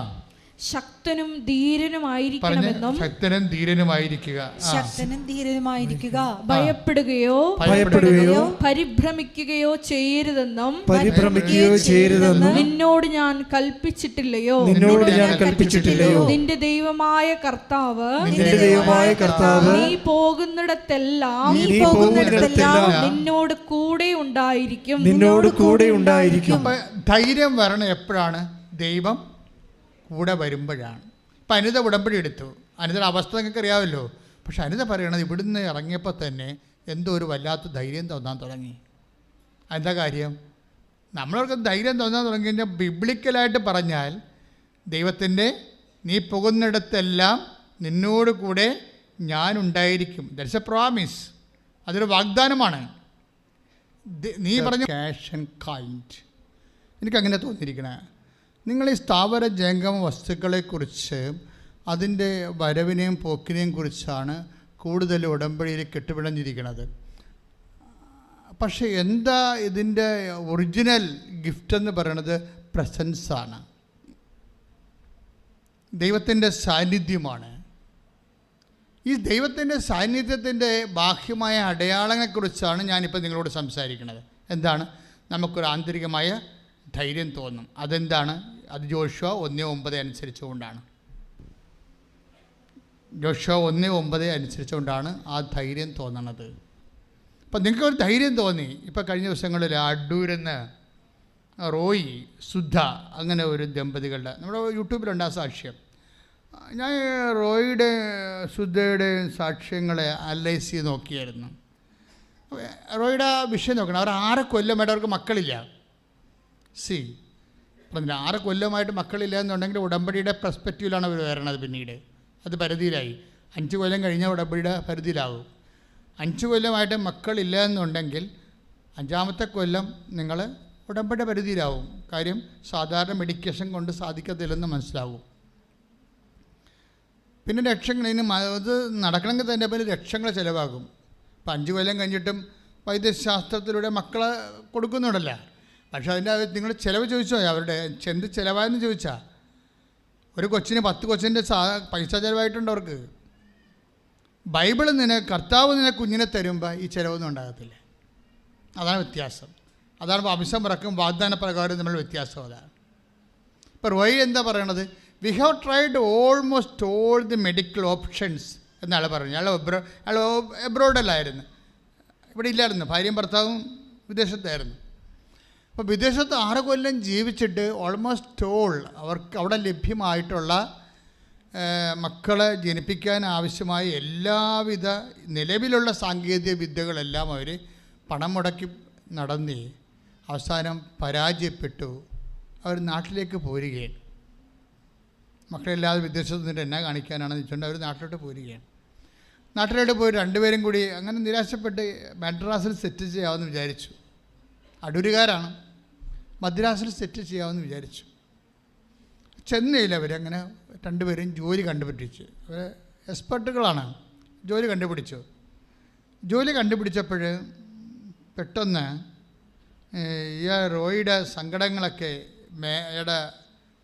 അയാളുടെ ഓണറിനോട് പറയും. ഇടയ്ക്ക് ഓണറിനോട് പറഞ്ഞ് ഞാനിങ്ങനെ കുറച്ച് പ്രശ്നങ്ങളായിട്ട് അവിടെ നിന്ന് പോകുന്നത്, മക്കളില്ലാതെ അവിടെ നിന്നിട്ട് കാര്യമില്ലല്ലോ, ഞങ്ങൾ ട്രൈ ചെയ്യാനുള്ള എല്ലാ മെഡിക്കേഷൻ ചെയ്തു എന്നൊക്കെ പറയുമ്പോഴേ ഈ ഓണർ പറയുവേ, നിങ്ങൾ വന്ന് എൻ്റെ വൈഫ് മിനിയോടൊന്ന് സംസാരിക്കാൻ പറയും. വിറ്റാണ് ഭയങ്കര. അപ്പോൾ നിങ്ങൾ ഓർക്കരുത് മിനി ഗൈനക്കോളേജിൽ എക്സ്പെർട്ടാണെന്ന് വിചാരിക്കരുത്. മിനിയോട് സംസാരിക്കാൻ പറയും. രാവിലെ പുള്ളി വണ്ടി അയച്ചു കൊടുക്കും. എന്നിട്ട് റോയും സുധയും കൂടി വണ്ടിയെ കയറി ഓണറിൻ്റെ വീട്ടിൽ ചെല്ലുമ്പോൾ ഓണറിൻ്റെ വൈഫ് മിനി ഇവരെ സ്വീകരിക്കും. എന്നിട്ട് ഇവരുടെ മിനി എന്താ പറയണത്? കൃപാസനം മാതാവിനെക്കുറിച്ചാണ് പറയണത്. അതാണ് വിഷയം. ആ സ്റ്റോറി പോണപ്പോക്ക് വളരെ ആ സ്റ്റോറിയുടെ സഞ്ചാരം നിങ്ങൾ ശ്രദ്ധിക്കണം. ഇവരും നല്ല ശരിക്കും ഇൻവെസ്റ്റ്മെൻ്റുള്ള ലേഡിയാണ്. ആരാണ്?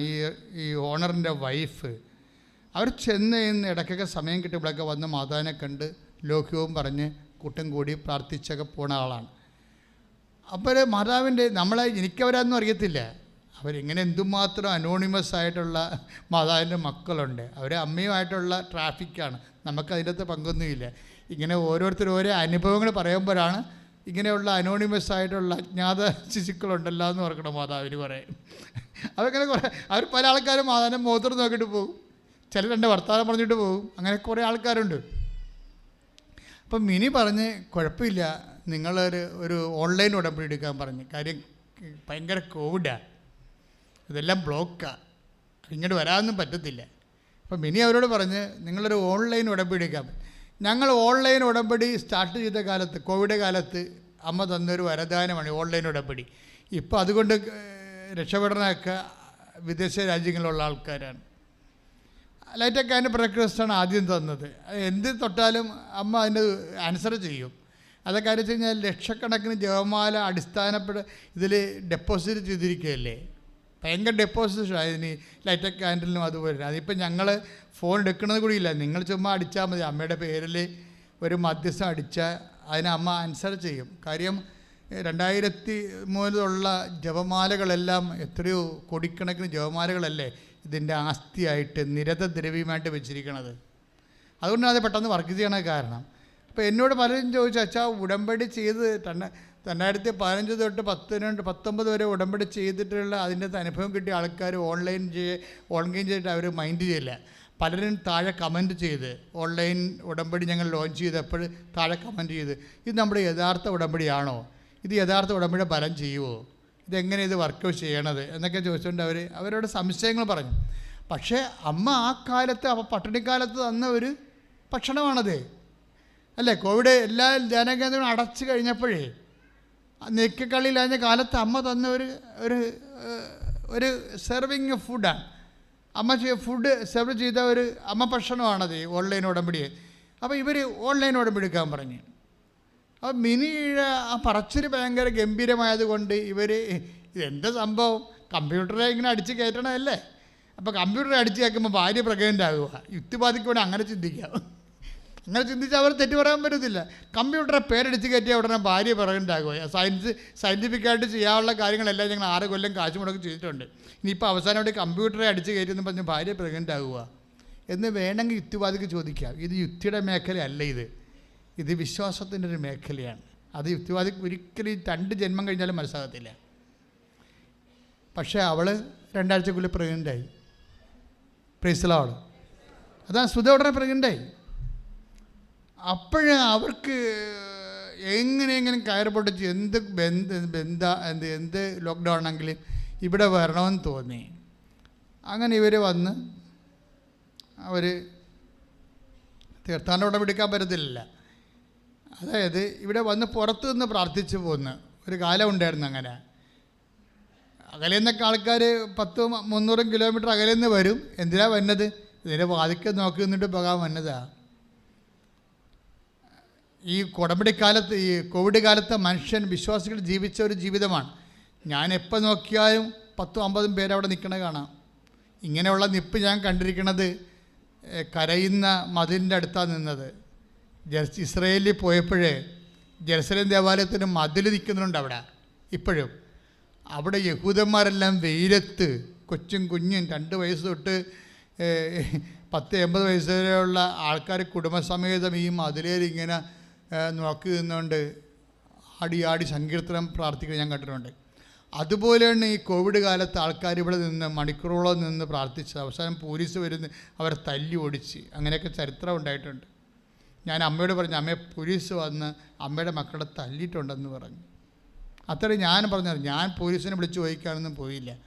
പക്ഷേ ആ തല്ലിയ പോലീസ് CA തന്നെ 1 മാസം കഴിഞ്ഞപ്പോൾ ഇവിടെ വന്ന് നമ്മളുമായിട്ട് വലിയ ലോക്യവും അടുപ്പുമായി പലതരത്തിലുള്ള സഹായങ്ങൾ ചെയ്യാൻ തുടങ്ങി.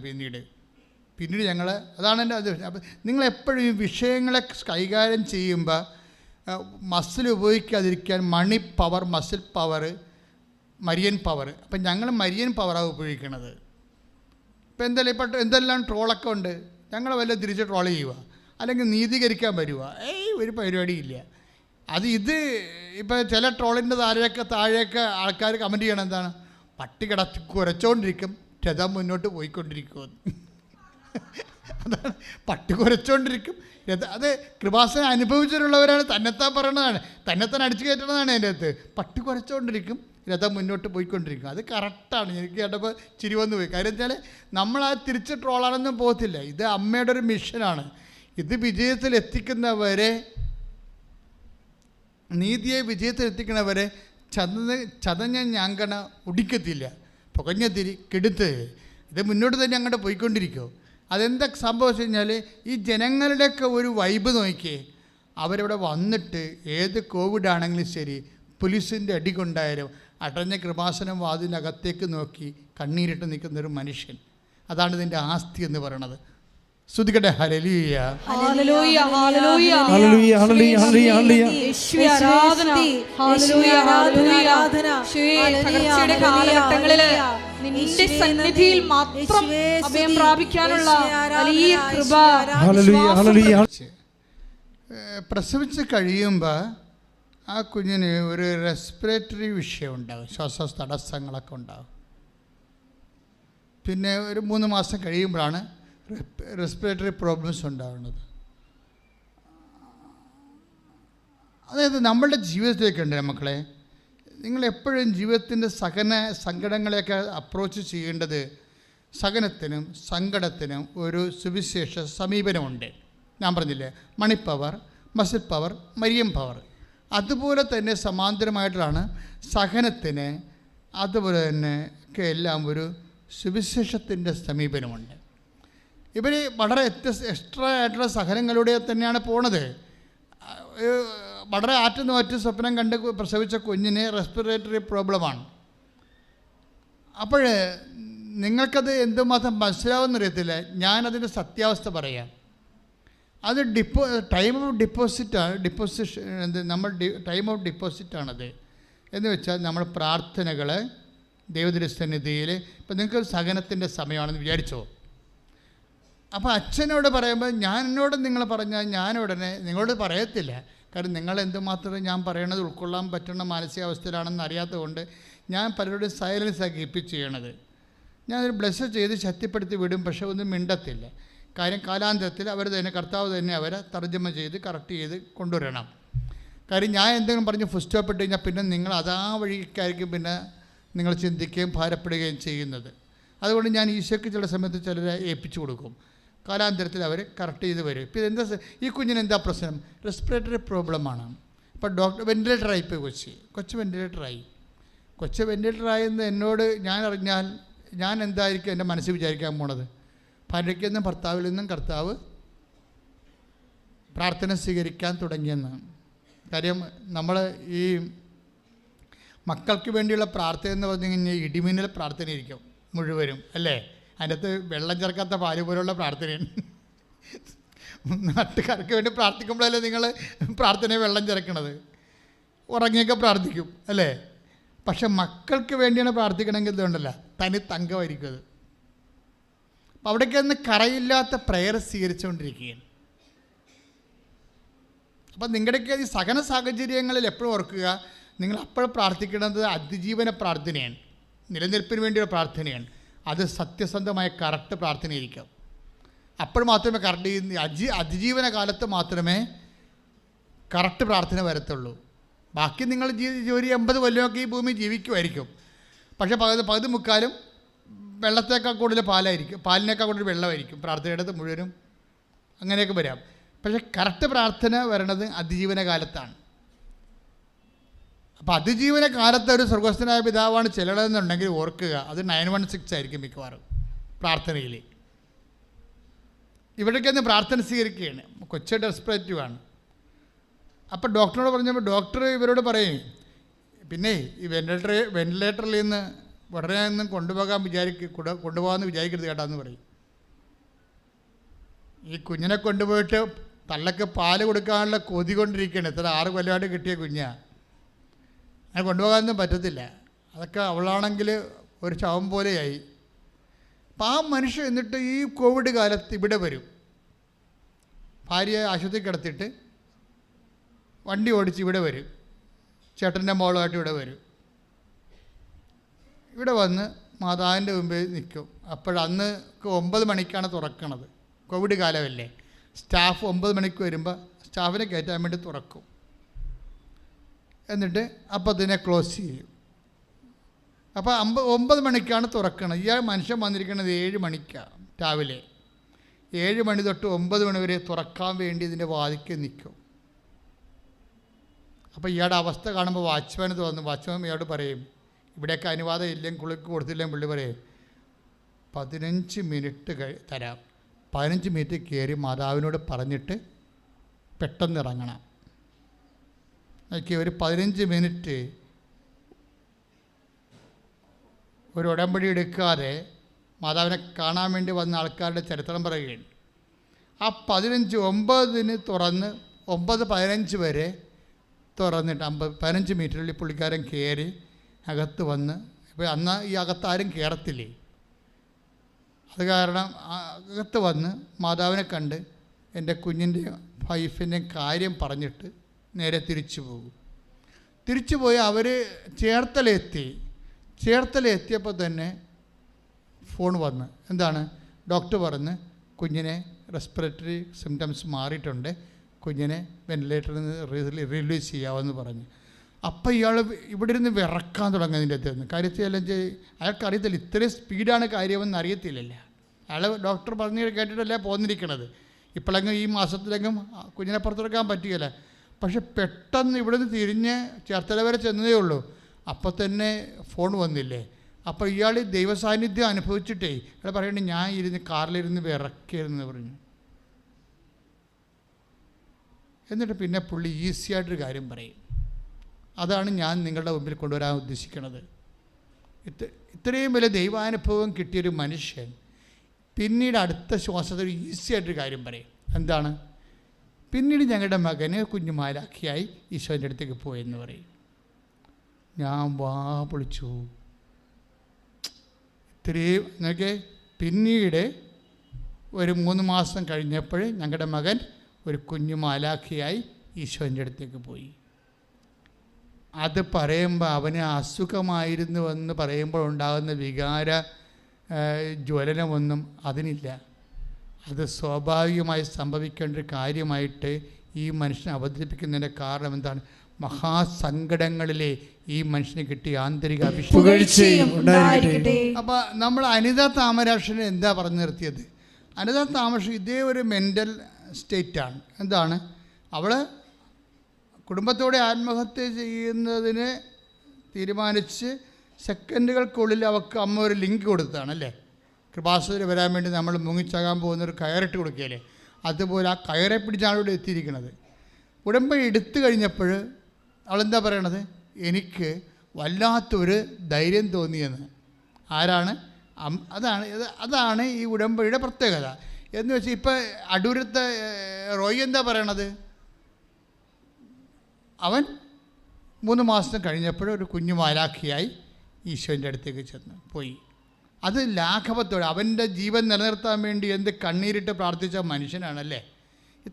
ഇതിനാണ് ആന്തരിക അഭിഷേകം എന്ന് പറയുന്നത്. ആത്മധൈര്യവും ആന്തരിക അഭിഷേകവും ദൈവത്തിൻ്റെ ഉടമ്പടി പ്രകാരമുള്ള സാന്നിധ്യത്തിൻ്റെ ഉറപ്പിൻ്റെ അടയാളമാണ്. കൈയിടിച്ച് കർത്താവ്. So what is our point? എന്താണ് നമ്മളിത് കൊണ്ട് ഉദ്ദേശിക്കുന്നത്? അതായത് നീ ഒരു ദൈവ വാഗ്ദാനം പ്രാപിച്ച് മാനസിക ആശ്വാസങ്ങൾ പ്രാപിക്കുന്ന വരെയുള്ള നിൻ്റെ സമയം, ഇൻ ബിറ്റ്വീനില്ലേ, അവിടെ നീ അനുഭവിക്കുന്ന ആന്തരിക സ്വസ്ഥത, ആന്തരിക അഭിഷേകം, ആത്മധൈര്യം, അതെല്ലാം ഉടമ്പടി പ്രകാരം നിൻ്റെ കൂടെ വന്നു കഴിഞ്ഞു എന്നുള്ളതിൻ്റെ ദൈവസാന്നിധ്യമായിട്ട് വിവേചിക്കണമെന്നാണ് ഈ പറയണത്. പ്രാർത്ഥിക്കുക. കർത്താവായ ദൈവമേ, അങ്ങ് ഞങ്ങളെ ഭൗതിക ആശ്വാസത്താൽ അനുഗ്രഹിക്കുന്ന വരെയുള്ള ഞങ്ങളുടെ മാനസിക വ്യാപാരങ്ങളെ അതിലനുഭവിക്കുന്ന അങ്ങയുടെ ആന്തരിക സാന്നിധ്യത്തെ വിവേചിക്കാനുള്ള ആന്തരിക നേത്രങ്ങളെ അങ്ങ് പ്രകാശിപ്പിക്കണമേ. ആന്തരിക നേത്രങ്ങളെ പ്രകാശിപ്പിക്കണം.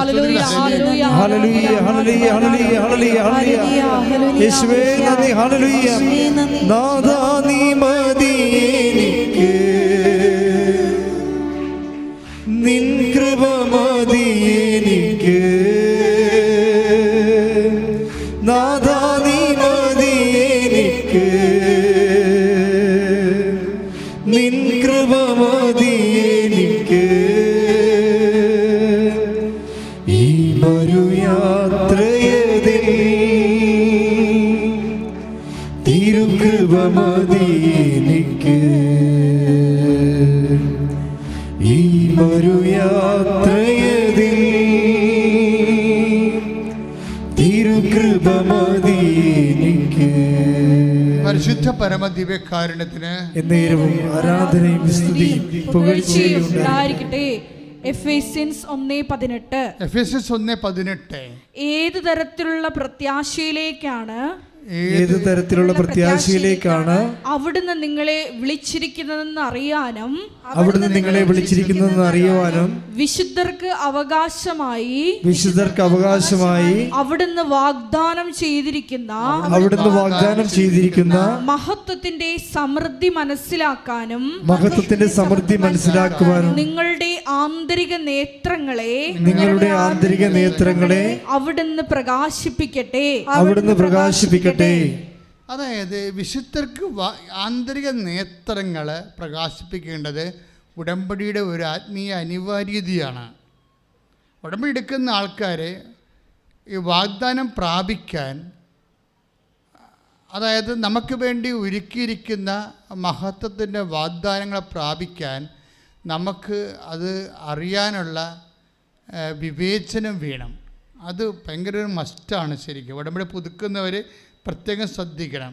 കാരണം ഉടമ്പടിയുടെ ultimate experience the presence of ഗോഡാണ്, not the effect of the grace. ഗ്രേസിൻ്റെ ഇഫക്ട്സിനേക്കാൾ ഉപരി പ്രസൻസ് ബൈ പ്രസൻസ് ആണ്. പക്ഷെ അത് മനസ്സിലാക്കണമെന്നുണ്ടെങ്കിൽ അവിടുന്ന് വാഗ്ദാനം, റീഡ് ഇറ്റ് അഗെയിൻ. ഏത് തരത്തിലുള്ള പ്രത്യാശയിലേക്കാണ് എഫേസ്യൻസ് 1:18 ഒന്ന് ഏറ്റു പറഞ്ഞ ഏത് തരത്തിലുള്ള പ്രത്യാശയിലേക്കാണ് അവിടുന്ന് നിങ്ങളെ വിളിച്ചിരിക്കുന്നതെന്നറിയാനും വിശുദ്ധർക്ക് അവകാശമായി വിശുദ്ധർക്ക് അവകാശമായി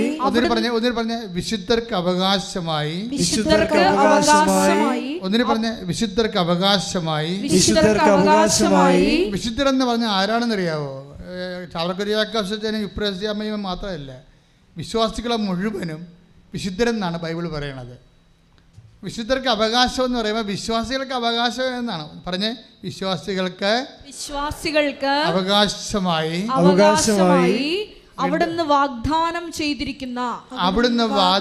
ചെയ്തിരിക്കുന്ന മഹത്വത്തിന്റെ സമൃദ്ധി മനസ്സിലാക്കാനും നിങ്ങളുടെ ആന്തരിക നേത്രങ്ങളെ അവിടുന്ന് പ്രകാശിപ്പിക്കട്ടെ. അപ്പൊ വിശ്വാസികൾക്ക് വാഗ്ദാനം ചെയ്തിരിക്കുന്ന മഹത്വത്തിന്റെ സമൃദ്ധി, ദ പ്ലെനിറ്റ്യൂഡ് ഓഫ് ദി ഗ്രേസ്, മഹത്വത്തിന്റെ സമൃദ്ധിയാണ്. അത് മനസ്സിലാക്കാൻ എന്ത് ചെയ്യണം? ആന്തരിക നേത്രങ്ങളെ പ്രകാശിപ്പിക്കണം. ഇതൊരു നിങ്ങൾ കൈ നെഞ്ചത്ത് വെച്ച്, ഇടത് നെഞ്ചത്ത് വെച്ച് പ്രാർത്ഥിക്കുക. കർത്താവേ, വിശുദ്ധർക്ക് അവകാശമായി അങ്ങൊരുക്കിയിരിക്കുന്ന മഹത്വത്തെ മനസ്സിലാക്കാൻ എൻ്റെ ആന്തരിക നേത്രങ്ങളെ പ്രകാശിപ്പിക്കണമേ. അപ്പൊ ഇത് നിരന്തരമായ പ്രാർത്ഥനയിലൂടെയും ദൈവ സംസർഗത്തിലൂടെയും ഒക്കെയാണ് ഈ ആന്തരിക നേത്രങ്ങളെ പ്രകാശിക്കുന്നത് കൊണ്ടാണ്. ആന്തരിക നേത്രം പ്രകാശിച്ചപ്പോൾ ഈ റോയ് എന്താ കണ്ടത്? റോയ് കണ്ടത് ഇതാണ്: ഇനി ഞങ്ങൾക്ക് തീർത്ഥാടന ഉടമ്പടി എടുക്കാതെ തന്നെ അമ്മ കുഞ്ഞിനെ തന്നില്ലേ, ഓൺലൈൻ ഉടമ്പടി. അപ്പോൾ ഞങ്ങൾക്കതൊരു ഉറപ്പാണ്. അപ്പോൾ ഞങ്ങൾ തീർത്ഥാടന ഉടമ്പടി എടുക്കുമ്പോൾ അമ്മ തീർച്ചയായിട്ടും മരിക്കാത്ത കൊച്ചിനെ ഞങ്ങൾ കൈ വെച്ച് തരും. അതാണ് വിശുദ്ധർക്ക് അവകാശമായി. ഒന്ന് വായിച്ചേ. വിശുദ്ധർക്ക് അവകാശമായി വിശ്വാസികൾക്ക് അവകാശമായി അവിടുന്ന് വാഗ്ദാനം ചെയ്തിരിക്കുന്ന മഹത്വത്തിന്റെ സമൃദ്ധി മനസ്സിലാക്കാനും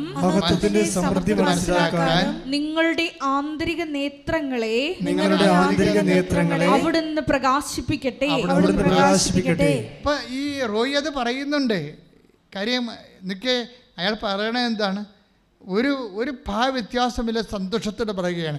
3 മാസം കഴിഞ്ഞപ്പോൾ ഒരു കുഞ്ഞു മാലാഖിയായി അവൻ ഈശോൻ്റെ അടുത്ത് പോയി.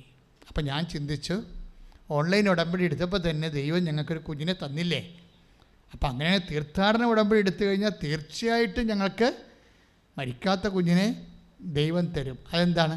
വിശ്വാസികൾക്ക് അവകാശമായി അങ്ങ് ഒരുക്കിയിരിക്കുന്ന മഹത്വത്തിന് സമൃദ്ധി കൈയിടിച്ച് what we need actually the grace of God. അത് ഗ്രേസ് എങ്ങനെ വന്നതാണ്? ഈ ഗ്രേസ് എങ്ങനെ വന്നതാണ്? അവൻ്റെ പീഡാനുഭവത്തിലൂടെ ദൈവത്തിൻ്റെ പ്രസാദമായി ലഭിച്ചതാണ്. ഞാൻ തിരഞ്ഞെടുത്ത എൻ്റെ ദാസൻ, എൻ്റെ ആത്മാവ് പ്രസാദിച്ചതിൻ്റെ പ്രിയപ്പെട്ടവൻ, അവൻ്റെ മേൽ എൻ്റെ ആത്മാവിനെ ഞാൻ അയക്കും. അപ്പോഴെന്താണ് പ്രസാദം?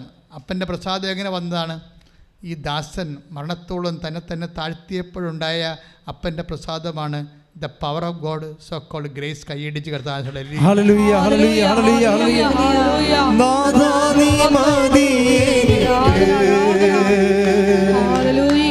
നിൻ കൃപ മതി എനിക്ക്, നാഥാ നീ മതി എനിക്ക്, നിൻ കൃപ മതി എനിക്ക്. ഈ വരു യാത്രയതിൽ തിരുകൃപ മതി എനിക്ക്. ഈ മരുയാത്രയതിൽ തിരുകൃപ മതി എനിക്ക്. പരിശുദ്ധ പരമദിവ്യകാരുണ്യത്തിന് ആരാധനയും സ്തുതിയും പുകഴ്ചയും ഉണ്ടായിരിക്കട്ടെ. മഹത്വത്തെ റോയ്ക്ക് കാണിച്ചു കൊടുത്തു. മനസ്സിലായില്ലേ? മഹത്വത്തെ കാണിച്ചു കൊടുത്തുകൊണ്ടാണ് അവന് അതിൻ്റെ ആവിയും, കുഞ്ഞു മരിച്ചതിൻ്റെ ആവിയും പൊള്ളലും അനുഭവിക്കാതെ വന്നത്. ഇപ്പം എന്താ പ്രശ്നം വെച്ച് കഴിഞ്ഞാൽ ഉടമ്പടിയിൽ എന്തുമാത്രം വാഗ്ദാനങ്ങളാണല്ലേ. ഇപ്പോൾ റോയി അഗ്നിയിലൂടെ നടക്കുകയാണ് അല്ലേ? നമ്മുടെ ഐസയ 43:2 നടക്കുകയാണ്. എന്താണ്? നീ അഗ്നിയിലൂടെ നടക്കും. പറഞ്ഞേ, നീ അഗ്നിയിലൂടെ നടക്കും, അഗ്നി നിന്നെ വിഴുങ്ങത്തില്ല. അഗ്നി നിന്നെ വിഴുങ്ങത്തില്ല. അപ്പോൾ കല്യാണം കഴിച്ച 6 കൊല്ലമായിട്ട് അവസാനം കൊച്ചിനെ കിട്ടുന്ന കൊച്ചു മരിക്കണവരെയും മരിച്ചു കഴിഞ്ഞും ഇവനെന്താ ചെയ്യണത്? ഈ തീയിലൂടെ യാത്ര ചെയ്യുകയാണ്. പക്ഷേ ഇപ്പോൾ എന്താ സംഭവിച്ചിരിക്കുന്നത്? അഗ്നി അവനെ വിഴുങ്ങണില്ല. ആ കുഞ്ഞ് മരിച്ചിട്ട് പോലും അതിൻ്റെ ആവിയും പുകയും അവൻ അനുഭവിക്കാത്ത ആന്തരിക അഭിഷേകം കിട്ടിയിരിക്കുകയാണ്. ഇതാണ് ഈ ആന്തരിക അഭിഷേകം എന്ന് പറയുന്നത്. ഇതൊരു വിശ്വാസിക്ക് കിട്ടിയ വാഗ്ദാനമാണ്. ക്രിസ്തുവിലെ കളകളഞ്ഞാണെന്ന് നീ വിശ്വസിക്കണമെങ്കിൽ നിനക്ക് ഈ അഭിഷേകം നിന്റെ അവകാശമാണ്. പ്രാർത്ഥിക്കുക, കർത്താവായ ദൈവമേ, ആന്തരിക അഭിഷേകത്തെ ഞങ്ങൾക്ക് ലഭിക്കാതിരിക്കുന്ന മഹത്വത്തോട് തുലനം ചെയ്യുമ്പോൾ ഇന്നത്തെ കഷ്ടതകള് തുലോ നിസ്സാരമാണെന്ന് വെളിപ്പെടുത്തുന്ന ദൈവിക പദ്ധതിയെ തൊട്ടറിയാൻ കർത്താവേ ഞങ്ങളിലേക്കും ആന്തരിക അഭിഷേകം ചൊരിയണം.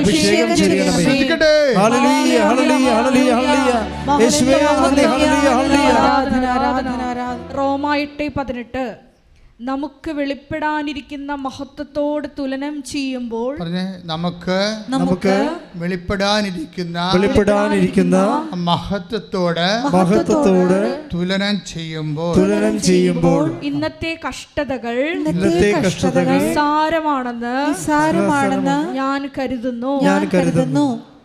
ഇതിൻ്റെ ഒരു വിഷയം എന്ന് പറയുന്നത്, ഇത് നിത്യതയെക്കുറിച്ച് പറയുന്ന വചനമാണ്. പക്ഷേ എപ്പോഴും നമ്മൾ ശ്രദ്ധിക്കേണ്ടത്, മഹത്വം അതിൻ്റെ സ്വഭാവത്തിൽ തന്നെ വെളിപ്പെടാനുള്ള സാധ്യതയുണ്ട്. മഹത്വം മുൻകൂറായിട്ട് വെളിപ്പെടാനുള്ള സാധ്യതയുണ്ട്. ഇപ്പോൾ റോയ്ക്ക് സംഭവിച്ചതാണ്. അവന് കൊടുക്കാൻ പോകുന്ന മഹത്വത്തെ ദൈവം അവന് മുൻകൂർ കാണിച്ചു കൊടുത്തു. അതുകൊണ്ടാണ് അവന് സങ്കടമില്ലാതെ വന്നത്. മനസ്സിലായില്ലേ?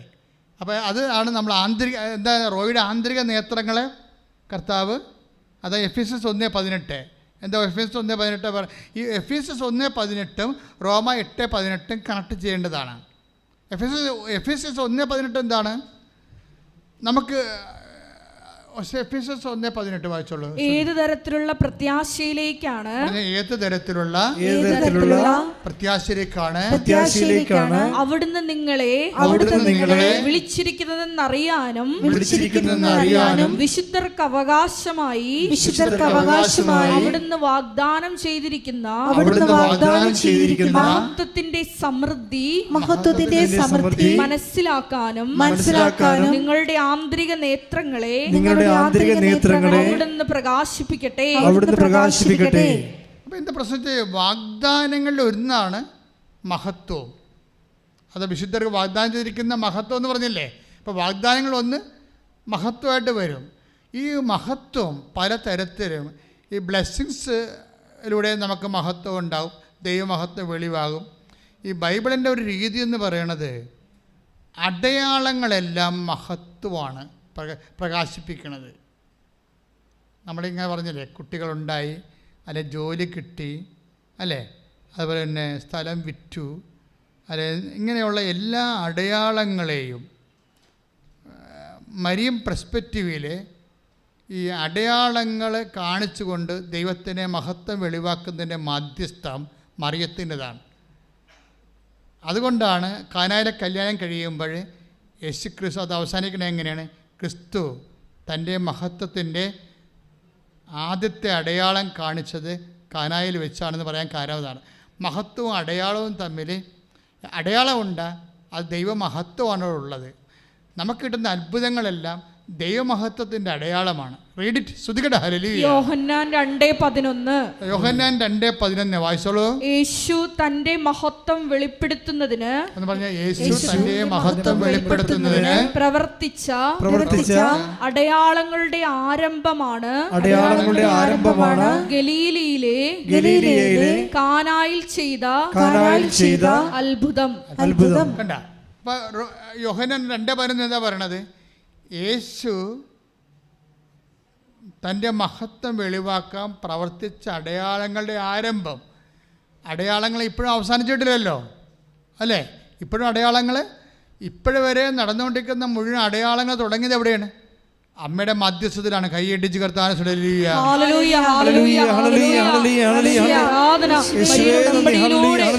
വിഷയങ്ങളില് സമയബന്ധിതമായി ഇടപെടുന്ന മാതൃവാത്സല്യത്തിന് ഞങ്ങൾ നന്ദി പറയുന്നു. ഈ അടയാളം ദൈവം, ഈ മഹത്വത്തിനൊരു പ്രത്യേകത എന്ന് വെച്ച് കഴിഞ്ഞാൽ ഇത് മുൻകൂട്ടി വെളിപ്പെടുത്തുമ്പോഴാണ് ആന്തരിക അഭിഷേകം ഉണ്ടാകണത്. പീഡിയ ഇപ്പോൾ റോയ്ക്ക് സംഭവിച്ചത് എന്താണ്? അവൻ പറഞ്ഞത് എന്താണ്? ഭാര്യയോട്, നമ്മൾക്ക് ഓൺലൈൻ ഉടമ്പടി എടുത്തപ്പോൾ തന്നെ അമ്മ കുഞ്ഞിനെ തരുമെന്ന് അടയാളം കാണിച്ചല്ലേ. അവൻ കർത്താവിൻ്റെ അടുത്തേക്ക് അവനെ തിരിച്ചു പോയെങ്കിലും അത് അടയാളമാണ്. എന്താണ്? അമ്മ നമുക്കിനി കുഞ്ഞിനെ തരുമെന്നുള്ളതിൻ്റെ അടയാളമാണ്. അതുകൊണ്ട് നമ്മൾ പോയി തീർത്ഥാടന ഉടമ്പടി എടുക്കും. അപ്പോൾ അവളുടെ റെസ്റ്റ് കഴിഞ്ഞപ്പോൾ ഭാര്യയും ഭർത്താവും കൂടി വന്നിട്ട് തീർത്ഥാടന ഉടമ്പടി എടുക്കും. തീർത്ഥാടന ഉടമ്പടി എടുത്ത് കഴിയുമ്പോൾ എന്താ പറയുക? പറഞ്ഞതുപോലെ തന്നെ 2 ആഴ്ച കഴിഞ്ഞപ്പോൾ തന്നെ അവൾ പ്രഗ്നൻ്റ് ആവും. ക്രിസ്തലാണ്. ആ കുഞ്ഞിനൊരു കുഴപ്പവുമില്ലാതെ ആ കുഞ്ഞിനെ പ്രസവിക്കും. അതെന്താ സംഭവിച്ചു കഴിഞ്ഞാൽ ഇതിനുള്ള എല്ലാ അടയാളങ്ങൾ നേരത്തെ, അതിനകത്ത് വിഷയം എന്ന് വെച്ച് കഴിഞ്ഞാൽ ദൈവം അവിടെ ചെയ്തപ്പോൾ ഡോക്ടറിനോട് ഈ റോയി ദൈവത്തോട് പറഞ്ഞതെന്ന് വെച്ച് കഴിഞ്ഞാൽ ഞങ്ങളുടെയൊക്കെ ഒന്ന് തിരിച്ച് വാങ്ങിച്ച കുഞ്ഞില്ലേ, ആ കുഞ്ഞിനെ തന്നെ ഞങ്ങൾക്ക് തിരിച്ചു തരാമെന്ന് പറഞ്ഞ്. ഓരോ വിശ്വാസികളാണ്, നമുക്ക് അവരൊന്നും പറയാൻ പറ്റത്തില്ല. അവർക്ക് അത്രയും സ്വാതന്ത്ര്യമുണ്ട് ദൈവത്തോട്. ഇവള് 10 മാസം അതിനെ ചുമന്ന് അതിൻ്റെ പുറകെ നടന്നതല്ലേ, ഞാനും കുറേ പ്രാർത്ഥിച്ച് അതിൻ്റെ കൂടെ നിന്നതല്ലേ, അതുകൊണ്ട് ഞങ്ങൾക്ക് ആ കുഞ്ഞിനെ തന്നെ തരണമെന്ന് പറഞ്ഞു. വേറെയാണ് കുഞ്ഞിനെ അവൾ പ്രഗ്നൻ്റായി കഴിഞ്ഞപ്പോൾ പിന്നെ ഇവൻ പറഞ്ഞത് ഞങ്ങളൊക്കെ ഒന്ന് നീ വാങ്ങിച്ച കുഞ്ഞിനെ തന്നെ ഞങ്ങൾക്ക് തിരിച്ചു തരണമെന്ന് പറഞ്ഞു. എൻ്റെ ദൈവമേ, അവനൊരു വിശ്വാസം കൊണ്ട് അങ്ങനെ പറഞ്ഞതാണ്. പക്ഷേ ഈ കുഞ്ഞ് ജനിച്ചു കഴിഞ്ഞിട്ട് അതിൻ്റെ ബ്ലഡ് ഗ്രൂപ്പ്, അവൻ്റെ വെയിറ്റ്, അവൻ്റെ മുടിയുടെ ചുരുളൻ നിറം, അതുപോലെ തന്നെ അവൻ്റെ അലർജികൾ നിലവാരം എല്ലാം ആദ്യത്തെ കുഞ്ഞിനെ തന്നെയാണ്. നമ്മൾക്ക് മനസ്സിലാക്കേണ്ടത്, നിന്നെ ദൈവത്തിന് ഏത് വിധേനയും സഹായിക്കാൻ പറ്റും. ക്ലിയർ അല്ലേ? ഏത് വിധേന. ഇപ്പം അനിതയുടെ സാക്ഷ്യത്തിലേക്ക് നമ്മൾ തിരിച്ചു വരികയാണ്. അനിതയ്ക്ക് സംഭവിക്കുന്നത് എന്താ? അനിതയ്ക്ക് സംഭവിക്കുന്നത് ഈ ഉടമ്പടി എടുത്ത് ഒരാഴ്ച കഴിഞ്ഞപ്പോൾ അനിതയുടെ പഴയ ക്ലാസ്സിൽ പഠിച്ച ഒരു ഫ്രണ്ട്, ആ സ്റ്റോറി ഭയങ്കര രസമാണ്. അനിതയുടെ ലൈഫിലേക്ക് അറിയാം എന്താ സംഭവിച്ചതെന്ന്. ഇനി ഉടമ്പടി ഇനിയിപ്പോൾ അപ്പോൾ അവൾക്ക് വന്ന മാറ്റം എന്താണ്? അവൾ ഉടമ്പടി എടുത്ത് ദൈവത്തിൻ്റെ മകളായി, ആ കുടുംബത്തോളം ദൈവത്തിൻ്റെ മകളായി. അത് രസമുണ്ടെന്ന് വെച്ച് കഴിഞ്ഞാൽ ആദ്യത്തെ 3 ദിവസമൊക്കെ ഈ ബ്രെയിനൊക്കെ ഡാമേജായി ഓർമ്മയില്ലാതൊക്കെ കിടക്കുന്ന ഭർത്താവില്ലേ, അയാൾ ആദ്യമൊക്കെ അയാളുടെ ഭാര്യ അയാളുടെ ഒരു അവസ്ഥയിൽ പിടിച്ചു നിൽക്കാൻ വേണ്ടി അയാളും ഭാര്യയും കുഞ്ഞുങ്ങളും കാണിക്കുന്ന അവരുടെ വിശ്വാസത്തിനല്ലല്ലോ അത്. അപ്പം ആ ഭാര്യയും കുഞ്ഞുങ്ങളും കാണിക്കുന്ന ഒരു രീതിയിൽ കണ്ടിട്ട് അയാൾക്ക് ചിരിയും വരുന്നുണ്ട്, സങ്കടവും വരുന്നുണ്ട്. അയാളെ കിടന്നുണ്ട്. ചേട്ടൻ പറഞ്ഞ ഇവർ പ്രത്യക്ഷീകരണ പ്രാർത്ഥനയൊക്കെ അമ്മയും മക്കളും കൂടിയിരുന്നാണ് പ്രാർത്ഥിക്കണതേ. മറ്റയാൾ കട്ടിലെ തളർന്ന് അവസാനമായി കിടക്കുകയാണ്. അപ്പം ഈ മനുഷ്യന് ഈ കുടുംബം കരകയറാൻ വേണ്ടി തൻ്റെ ഭാര്യയും മക്കളും കൂടി ഇരുന്നുകൊണ്ട് ഓരോ കാര്യങ്ങൾ ചെയ്യണ കാണുമ്പോൾ അയാൾ നോക്കി ചിരിക്കും. കളിയാക്കി ചിരിക്കണമല്ല, നിസ്സഹായതയിലുള്ള ചിരിയാണ്. നിങ്ങളത് അനുഭവത്തിലൂടെ പോയാൽ നമുക്കത് മനസ്സിലാകത്തുള്ളൂ. പക്ഷെ 3 ദിവസം കഴിഞ്ഞപ്പോൾ അയാളും പ്രത്യക്ഷീകരണ പ്രാർത്ഥന ഈ കട്ടിലേക്ക് കിടന്നുകൊണ്ട് ചെല്ലാൻ തുടങ്ങി. 3 ദിവസം അങ്ങനെ ഒരു അഭിഷേകം പുള്ളിക്ക് കിട്ടി. പ്രത്യക്ഷീകരണ പ്രാർത്ഥന ചെല്ലാനുള്ള ഓർമ്മയില്ലാതെ മലമൊക്കെ പോണ ഒരാളാണ്. നിങ്ങൾ ഓർക്കണം, ആ മനുഷ്യൻ അവിടെ കിടന്ന് ആ കുരിശെ കിടന്ന് ആ മനുഷ്യൻ ചെല്ലുകയാണ് പ്രാർത്ഥന. എല്ലാ ഓർമ്മയും ആരോഗ്യവും ഉള്ളവൻ ഉടമ്പടി എടുത്തിട്ട് പ്രത്യക്ഷീകരണ പ്രാർത്ഥന മറന്നു പോയാൽ അവനെ ദൈവം എന്തെന്ന് വിളിക്കേണ്ടി വരും. ഇത് കേൾക്കണം നിങ്ങൾ. ഈ മനുഷ്യന് ഓർമ്മയില്ലായിരുന്നിട്ട് അദ്ദേഹം ഇവിടെ കണ്ടിട്ടില്ല, എന്താണെന്ന് പോലും അറിയത്തില്ല. ദൈവത്തിന് തൊടാനുള്ള അവസാനത്തെ ഒരു പിടിവള്ളി പോലെ എൻ്റെ മക്കളും ഭാര്യയും കൂടി ഇരുന്ന് ചെല്ലണം ഈ പ്രാർത്ഥന. ആ മനുഷ്യൻ കിടന്നുകൊണ്ട് ചെല്ലുകയാണ്. ചെല്ലി ഒരാഴ്ച കൂടി 3 ദിവസം കൂടി കഴിഞ്ഞപ്പോൾ ഈ അനിത തൻ്റെ കൂടെ 10ാം ക്ലാസ്, ഇവിടെ 10ാം ക്ലാസ് വരെ പഠിച്ചതാണ്. പിന്നെ പൈസ ഇല്ലാതെ കൊണ്ട് പഠിച്ചില്ല. പക്ഷെ അവൾ ബ്രില്യൻ്റ് ആണെന്നുള്ളത് അവളുടെ വർത്തമാനം കേൾക്കുമ്പോൾ അറിയാം. അപ്പോൾ ഒരു കൂട്ടുകാരനെ കണ്ട്, അയാൾക്ക് കോപ്പറേറ്റീവ് ബാങ്കിൽ എവിടെ ജോലിയുള്ളതാണ്, ബാങ്കിൽ ജോലിക്കാരനാണ്. അപ്പോൾ അനിതയെ കണ്ട പഴയ കൂട്ടുകാരുടെ കരുത്തെ കണ്ട പറഞ്ഞ്, എടി അനിതേ, ഞാനിപ്പോൾ എനിക്ക് ഒരു പോളിസി തരാം കേട്ടാ, നീ ഒരു ഡിപ്പോസിറ്റ് തരാമെന്ന് പറയും. ആരോടാ പറയണത്? പാത്രം മേടിക്കാൻ കാശില്ലാത്ത, തിന്നണ പാത്രം മേടിക്കാൻ പറ്റാത്ത ഒരാളിനോട് പറയണേ അയാൾക്ക് ഒരു ഡിപ്പോസിറ്റ് കൊടുക്കാൻ. അപ്പോൾ ഉടനെ അനിത പറയും, അനിത തൻ്റെ ഇടവൊന്നും ആരോടും പറയാത്ത ഒരാളാണ്, അതാണ് മനസ്സിലാവും. ആ പറഞ്ഞ്, എടാ എനിക്കിപ്പോൾ അതിനുള്ള പരുവൊന്നുമില്ല എന്ന് പറയും. അതും പറഞ്ഞ കാര്യം നിൻ്റെ ഫോൺ നമ്പർ ഇങ്ങോട്ട് തരാൻ പറഞ്ഞു. പരുവം ഉണ്ടായില്ല എന്ന് വീട്ടിൽ വരുമ്പോൾ നോക്കാമെന്ന് പറയും. ഇവന് ഈ അധികാരമുണ്ടല്ലോ, അവർക്ക് പരസ്പരം പഠിച്ചവർക്ക് അങ്ങോട്ടും ഇങ്ങോട്ടും ഭയങ്കര അധികാരമായിരിക്കുമല്ലോ. അവർ ഇത്ര ഉയർന്നു പോയാലും താഴ്ന്നു പോയാലും ഒരു ബന്ധമുണ്ടാകും. അപ്പം അത് അവനുടനെ കഴിഞ്ഞ അടുത്ത ആഴ്ച തിരക്കി വരും പോളിസി മേടിക്കാൻ വേണ്ടി. ഇവിടുന്ന് ആ ഡിപ്പോസിറ്റ് മേടിക്കാൻ വേണ്ടി തിരക്കി വരും. എന്നിട്ട് വിളിക്കും, അടുത്ത് വന്ന് എവിടെയോ ഒന്ന് വിളിച്ചിരിക്കും, നിൻ്റെ വീട് എവിടെയാണ്, ഞാൻ ഇവിടെ വരെ എത്തിയണമെന്ന് പറയും. അങ്ങനെ അവൻ ഇവളുടെ വീട്ടിൽ വരും. വീട്ടിൽ വരുമ്പോഴാണ് ഈ കോലം കണ്ടിട്ട് അവൻ യഥാർത്ഥത്തിൽ കരഞ്ഞു പോകും. അത്രക്കും കാര്യം അവനതൊന്നും പ്രതീക്ഷിച്ചില്ലല്ല. പിന്നെ ഇപ്പം ഈ അവസ്ഥ കണ്ടില്ലേ, പിന്നെ ഇപ്പം എന്താ ചെയ്യാൻ പറ്റണമെന്ന് നോക്കിയിട്ട് അവനുടനെ ഒരു ക്ലീനിങ് ജോലി ഇവർക്ക് വാങ്ങിച്ചു കൊടുക്കും. ഇത് 2 മണിക്കൂർ ഓരോ വീടുകളിൽ പോയി ക്ലീൻ ചെയ്യണം. അതാണ് ഇപ്പോൾ തൽക്കാലം ചെയ്യാൻ പറ്റത്തുള്ളൂ. പക്ഷേ അവൾ പറയുന്നൊരു വാക്കുണ്ട്, അവിടെ എല്ലാം അവനെ കൊണ്ടുവന്ന മാതാവാണ്. അതാണ് വിഷയം. എൻ്റെ ക്ലാസ്മേറ്റ് വന്നതല്ല പറയണത്, ക്ലാസ്മേറ്റിലൂടെ വന്നത് ആരാണ്? മാതാവാണ്. കാര്യം എന്താണ്? അവരെനിക്ക് കാണിച്ചു തന്ന വീടെല്ലാം ഈശോൻ്റെ വീടാണ് നിന്ന്. എന്ന് വെച്ചാൽ അവിടെ ഈശോനെ അക്ഷരാർത്ഥത്തിൽ ഈശോനെ ജീവിക്കുന്ന വീടാണ്. ഇപ്പോൾ അവിടെ ഒരു മാമിനെക്കുറിച്ച് പറയും. ഇപ്പോൾ മാമൻ ഇവളേക്കാൾ പ്രായം കുറഞ്ഞതാണെങ്കിലും ഇവളോട് ഭയങ്കര ഇഷ്ടമാണ്. അപ്പോൾ അവളുടെ വിശേഷമൊക്കെ തിരക്കും. ഇവളൊന്നും പറയത്തില്ല, ഇങ്ങനെ വിട്ട് പറയണ ആളല്ല. പക്ഷേ മകൾ വന്ന് വീട്ടിൽ നീ എൻ്റെ മകളെന്ത് ചെയ്യുമെന്ന് പറയുമ്പോൾ പറയും മകളെ ഫീസ് അടക്കാൻ പറ്റാതെ വന്ന് വീട്ടിൽ നിൽപ്പുണ്ടെന്ന് പറയും. അപ്പോൾ മാം പിന്നെ കുഞ്ഞിനെക്കുറിച്ച് ചോദിക്കും. അവൾക്ക് 1,70,000 രൂപ വേണം, 1,70,000 രൂപ വേണം അവളുടെ ഫീസ് അടക്കണമെങ്കിൽ. അതുടനെ പറഞ്ഞാൽ അവളോട് ഇങ്ങനെ പറ, അവളുടെ ബാങ്ക് ഡീറ്റെയിൽസ് തരാൻ പറഞ്ഞു. അപ്പോൾ ഈ ബാങ്ക് ഡീറ്റെയിൽസിലേക്ക് മാം ഈ 70,70,000 രൂപ പെട്ടെന്ന് കൊടുക്കും. അപ്പോൾ ഒരു വിഷയം പോകണത്, ഇവരൊക്കെ നേരത്തെ ജീവിച്ചിരുന്ന ആൾക്കാരാണല്ലേ. മാതാവ് ലിങ്ക് ചെയ്യണ കണ്ട നിങ്ങൾ മനസ്സിലാക്കണം. അങ്ങനെയാണ് നിങ്ങളിവിടെ മാമിൻ്റെ വായിട്ട് നോക്കിയിരിക്കരുത്, മാതാവ് നോക്കിക്കൊണ്ടിരിക്കണം. അതായത് ഇവരെല്ലാം നേരത്തെ ഉണ്ടായിരുന്ന ആൾക്കാരാണ്. അമ്മ ഇതെങ്ങനെയാണ് ലിങ്ക് ചെയ്യണമെന്ന് നോക്കി. ഒരു ഉടമ്പടിയുടെ സഞ്ചാരം നിങ്ങൾ ശ്രദ്ധിക്കണം. അത് കഴിഞ്ഞപ്പോൾ പിറ്റേ ആഴ്ച ഇവർ കൂട്ടുകാരെല്ലാം വിളിച്ചുകൊണ്ട് ഇവൻ തിരിച്ചു വരും. അവിടെ പഴയ ക്ലാസ്മേറ്റ് അല്ലേ, ഇങ്ങനെ പ്രളയം കയറി വീടെല്ലാം നഷ്ടപ്പെട്ട് ഭർത്താവ് വണ്ടി ഇടിച്ച് ജീവിക്കാൻ നിവൃത്തിയില്ലാത്ത ഒരവസ്ഥ കിടക്കുന്നത്. അവിടെ കൂട്ടുകാരെ എല്ലാം വിളിച്ചുകൊണ്ട് വരും. പണ്ട് 10ാം ക്ലാസ് പഠിച്ച പിള്ളേരെല്ലാം വിളിച്ചുകൊണ്ട് വരും. അവരൊക്കെ ഇപ്പോൾ ഉദ്യോഗസ്ഥന്മാരാണ് പലരും, ഒത്തിരി പേര് നല്ല വരുമാനമുള്ളവരാണ്. അവരെങ്ങനെ വരുന്നത്?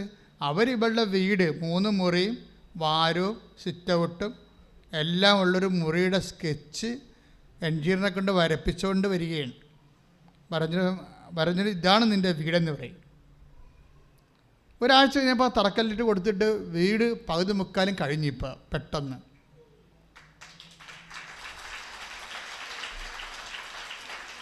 അപ്പോൾ ഈ ആൾക്കാർ, അതായത് ഉടമ്പടിയുടെ സഞ്ചാരം ഇങ്ങനെ പോണതെങ്ങനെ, ഇത് എന്താ സംഭവം എന്ന് വെച്ച് കഴിഞ്ഞാൽ ഇത് ജനകോടികൾ അഭിഷേകം ചെയ്തുകൊണ്ട് മുന്നോട്ട് പോകും, വ്യക്തികളെല്ലാം നവീകരിക്കും.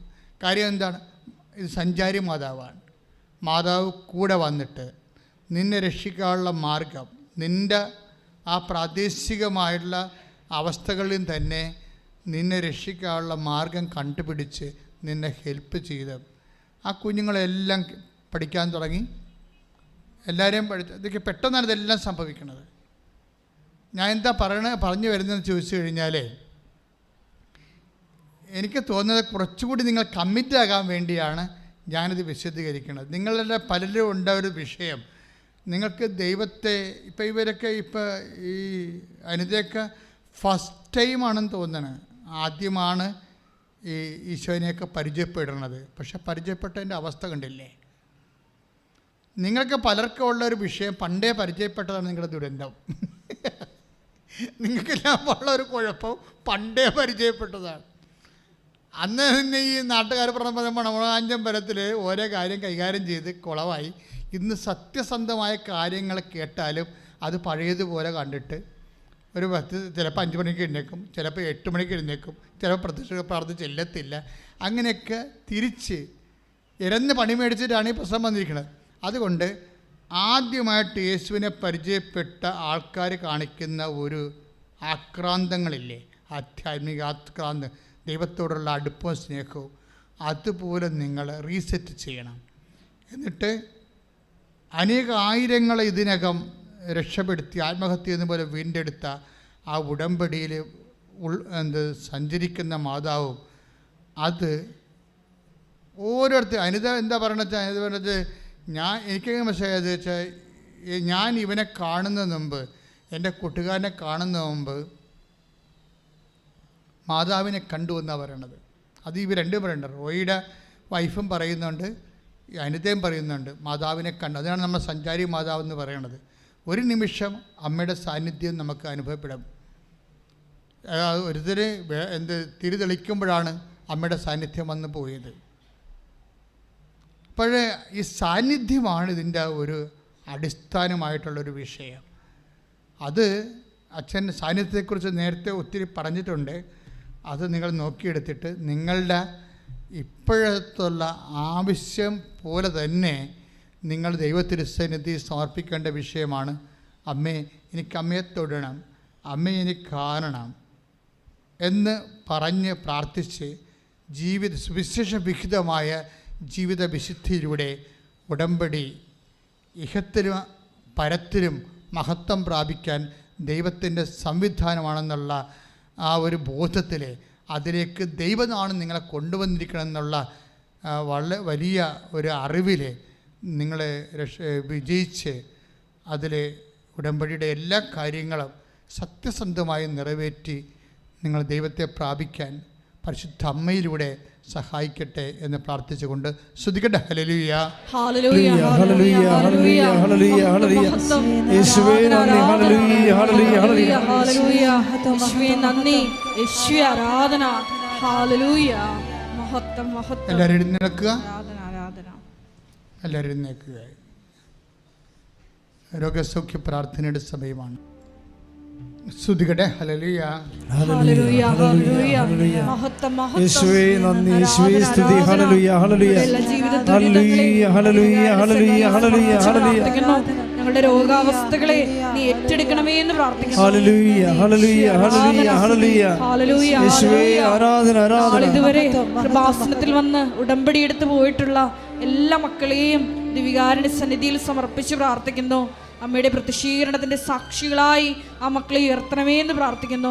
Hallelujah, price the Lord. Price the Lord. എൻ്റെ മക്കളെ അച്ഛൻ കൈ ഉയർത്തിക്കൊണ്ട് ഈശോയുടെ നാമത്തിൽ അവിടെ നിന്ന് നൽകിയ പൗരോഹിത്യത്തിൻ്റെ ഒരു ആധ്യാത്മികമായ ശുശ്രൂഷയുടെ ഭാഗമായി കർത്താവിൻ്റെ അരുളപ്പാടനുസരിച്ചാണ് ധ്യാനകേന്ദ്രങ്ങളിലെ രോഗസൗഖ്യ പ്രാർത്ഥന നടക്കുന്നത്.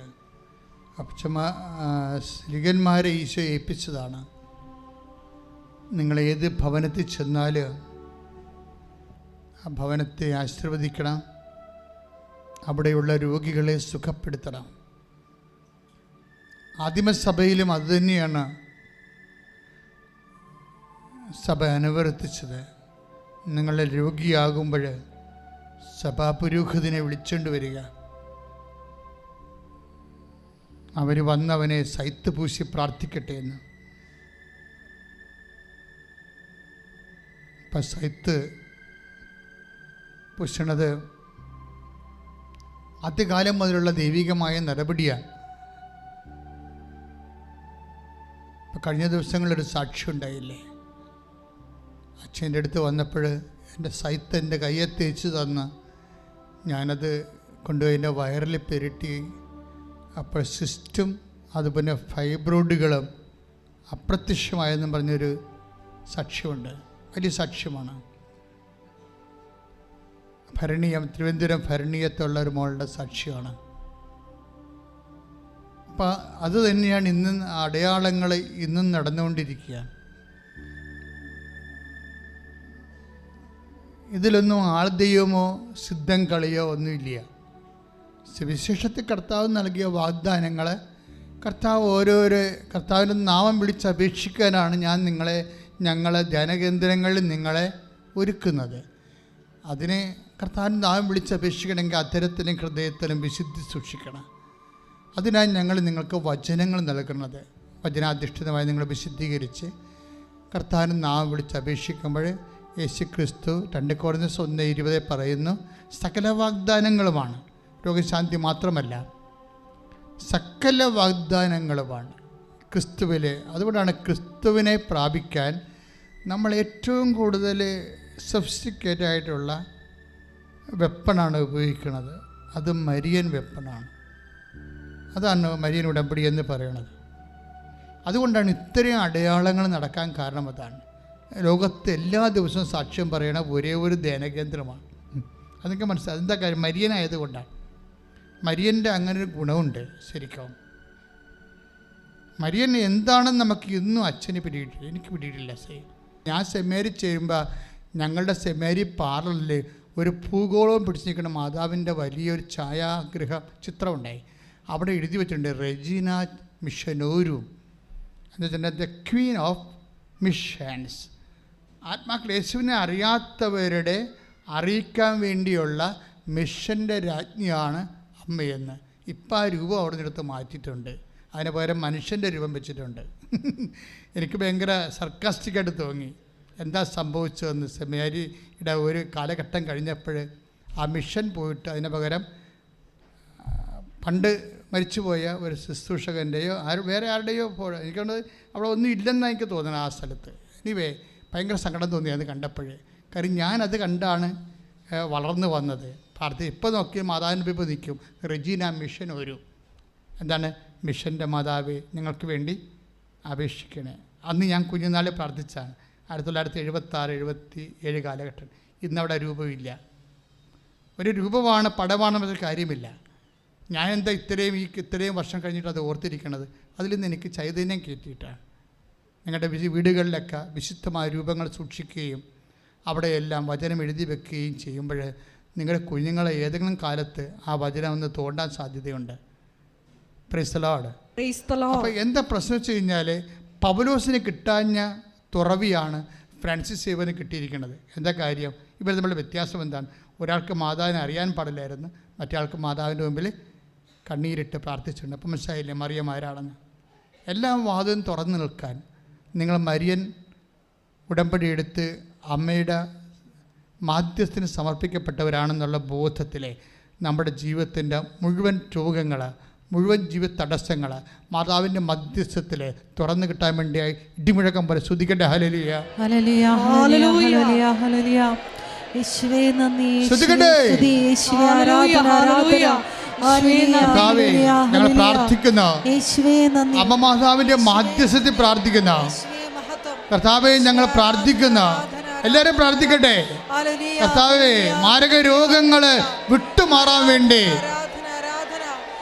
അമ്മ മാതാവിൻ്റെ മാധ്യസ്ഥത്തിൽ പ്രാർത്ഥിക്കുന്ന തീരാ വേദികള് വിട്ടുമാറാൻ വേണ്ടി അമ്മ മാതാവിൻ്റെ മാധ്യസ്ഥത്തിൽ പ്രാർത്ഥിക്കുന്ന ജോലിയില്ലാത്തവരെ, സാമ്പത്തിക ബാധ്യതയുള്ളവരെ, ജീവിതം മടുത്തവരെ, തീർന്നവരെ, എല്ലാ വാതിലും അടഞ്ഞു പോയവരെ തുറക്കപ്പെടാൻ വേണ്ടി ഉടമ്പടി എടുത്ത മുഴുവനും ആവശ്യങ്ങളുടെ മേലും ദൈവത്തിൻ്റെ കൃപ ചൊരിയാൻ വേണ്ടി എല്ലാ അടഞ്ഞുപോയ വാതിലുകളും, എല്ലാ തരത്തിലുള്ള തടസ്സങ്ങൾ, ജോലിക്കുള്ള തടസ്സങ്ങൾ, വിസയ്ക്കുള്ള തടസ്സങ്ങൾ, പഠനത്തിനുള്ള തടസ്സങ്ങൾ, സാമ്പത്തിക വരുമാന തടസ്സങ്ങൾ, ആധ്യാത്മിക മുന്നേറ്റ തടസ്സങ്ങൾ, രോഗത്തിൻ്റെ എല്ലാവിധ ആവശ്യകതകളും യേശു ക്രിസ്തുവിൻ്റെ ഉന്നതമായ നാമത്തിലെ അമ്മ മാതാവിൻ്റെ മാധ്യസ്ഥത്തിലെ സൗഖ്യം പ്രാപിക്കട്ടെ, തടസ്സങ്ങൾ മാറട്ടെ.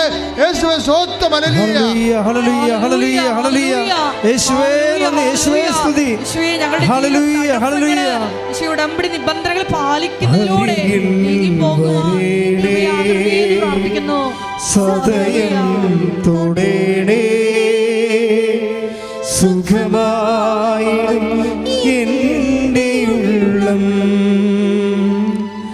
അരികിൽ വരേണേ, സദയം തൊടേണേ, സുഖമായിടും എൻ്റെ ഉള്ളം. മക്കളെ, ചരിത്ര യാഥാർത്ഥ്യങ്ങളുടെ മുമ്പിലാണ് നമ്മൾ നിൽക്കുന്നത്. നിങ്ങളൊന്ന് പ്രാർത്ഥിച്ച്, കർത്താവേ, കർത്താവേ, പരിശുദ്ധ അമ്മേ, പരിശുദ്ധ അമ്മയെ ആശ്രയിച്ചുകൊണ്ട് അമ്മയുടെ മാധ്യസ്ഥത്തിലെ ഞങ്ങൾ അങ്ങയോട് പ്രാർത്ഥിക്കുന്ന അപ്രതിരോധ്യമായ അങ്ങ് പോലും നിഷേധിക്കാതിരുന്ന നിഷേധിക്കാമായിരുന്നിട്ടും അമ്മയുടെ വാക്ക് മാനിച്ച അമ്മയുടെ മാധ്യസ്ഥത്തിലെ ഞങ്ങൾ ചെയ്ത ഉടമ്പടി പ്രകാരം വെച്ചിരിക്കുന്ന മുഴുവൻ വിഷയങ്ങളുടെ മേലും ദൈവികമായ അടയാളങ്ങൾ ലഭിക്കട്ടെ. ദൈവനാമത്തിൽ മഹത്വം ഉണ്ടാകട്ടെ. ശ്രദ്ധിക്കട്ടെ. ഹല്ലേലൂയ, ഹല്ലേലൂയ, ഹല്ലേലൂയ. യേശുവേ നന്ദി. ഹല്ലേലൂയ, ഹല്ലേലൂയ, ഹല്ലേലൂയ, ഹല്ലേലൂയ, ഹല്ലേലൂയ. യേശുവേ സ്തുതി. ഹല്ലേലൂയ, ആരാധന. അരികിൽ വരേണേ, സദയം തൊടേണേ, സുഖമായിടും എൻ്റെ ഉള്ളം. അരികിൽ വരണമേ, അരികിൽ വരേണേ, സദയം തൊടേണേ, സുഖമായിടും എൻ്റെ ഉള്ളം.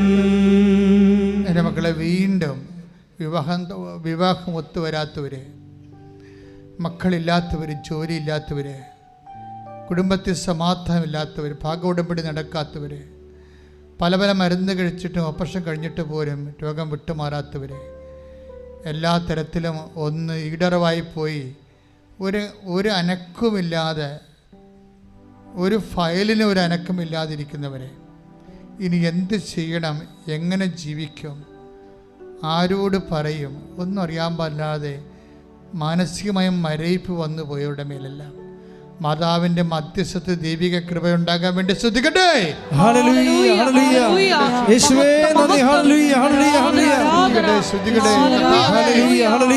പൗരോഹിത്യത്തെ മഹത്വപ്പെടുത്തണമേ.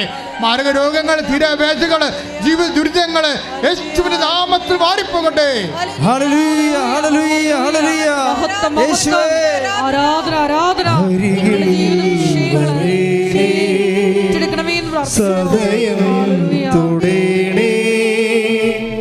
സുഖമായിടും എൻ്റെ ഉള്ളം അരികിൽ വരേണേ, സദയം തൊടേണേ, സുഖമായിടും എൻ്റെ ഉള്ളം.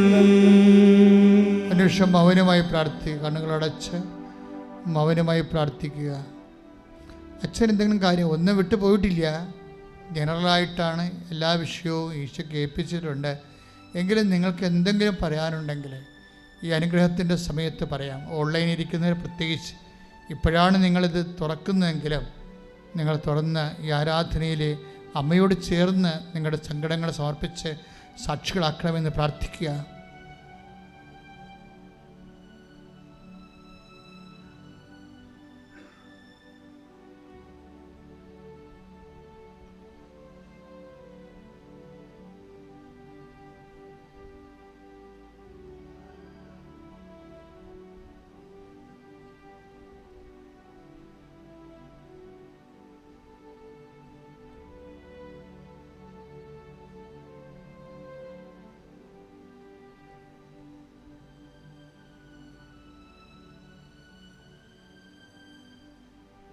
ആശീർവാദത്തിൻ്റെ സമയമായി. ശിരസ് നമിച്ച് നമുക്ക് ദിവ്യകാരുണ്യനാഥൻ്റെ ആശീർവാദം സ്വീകരിക്കാം.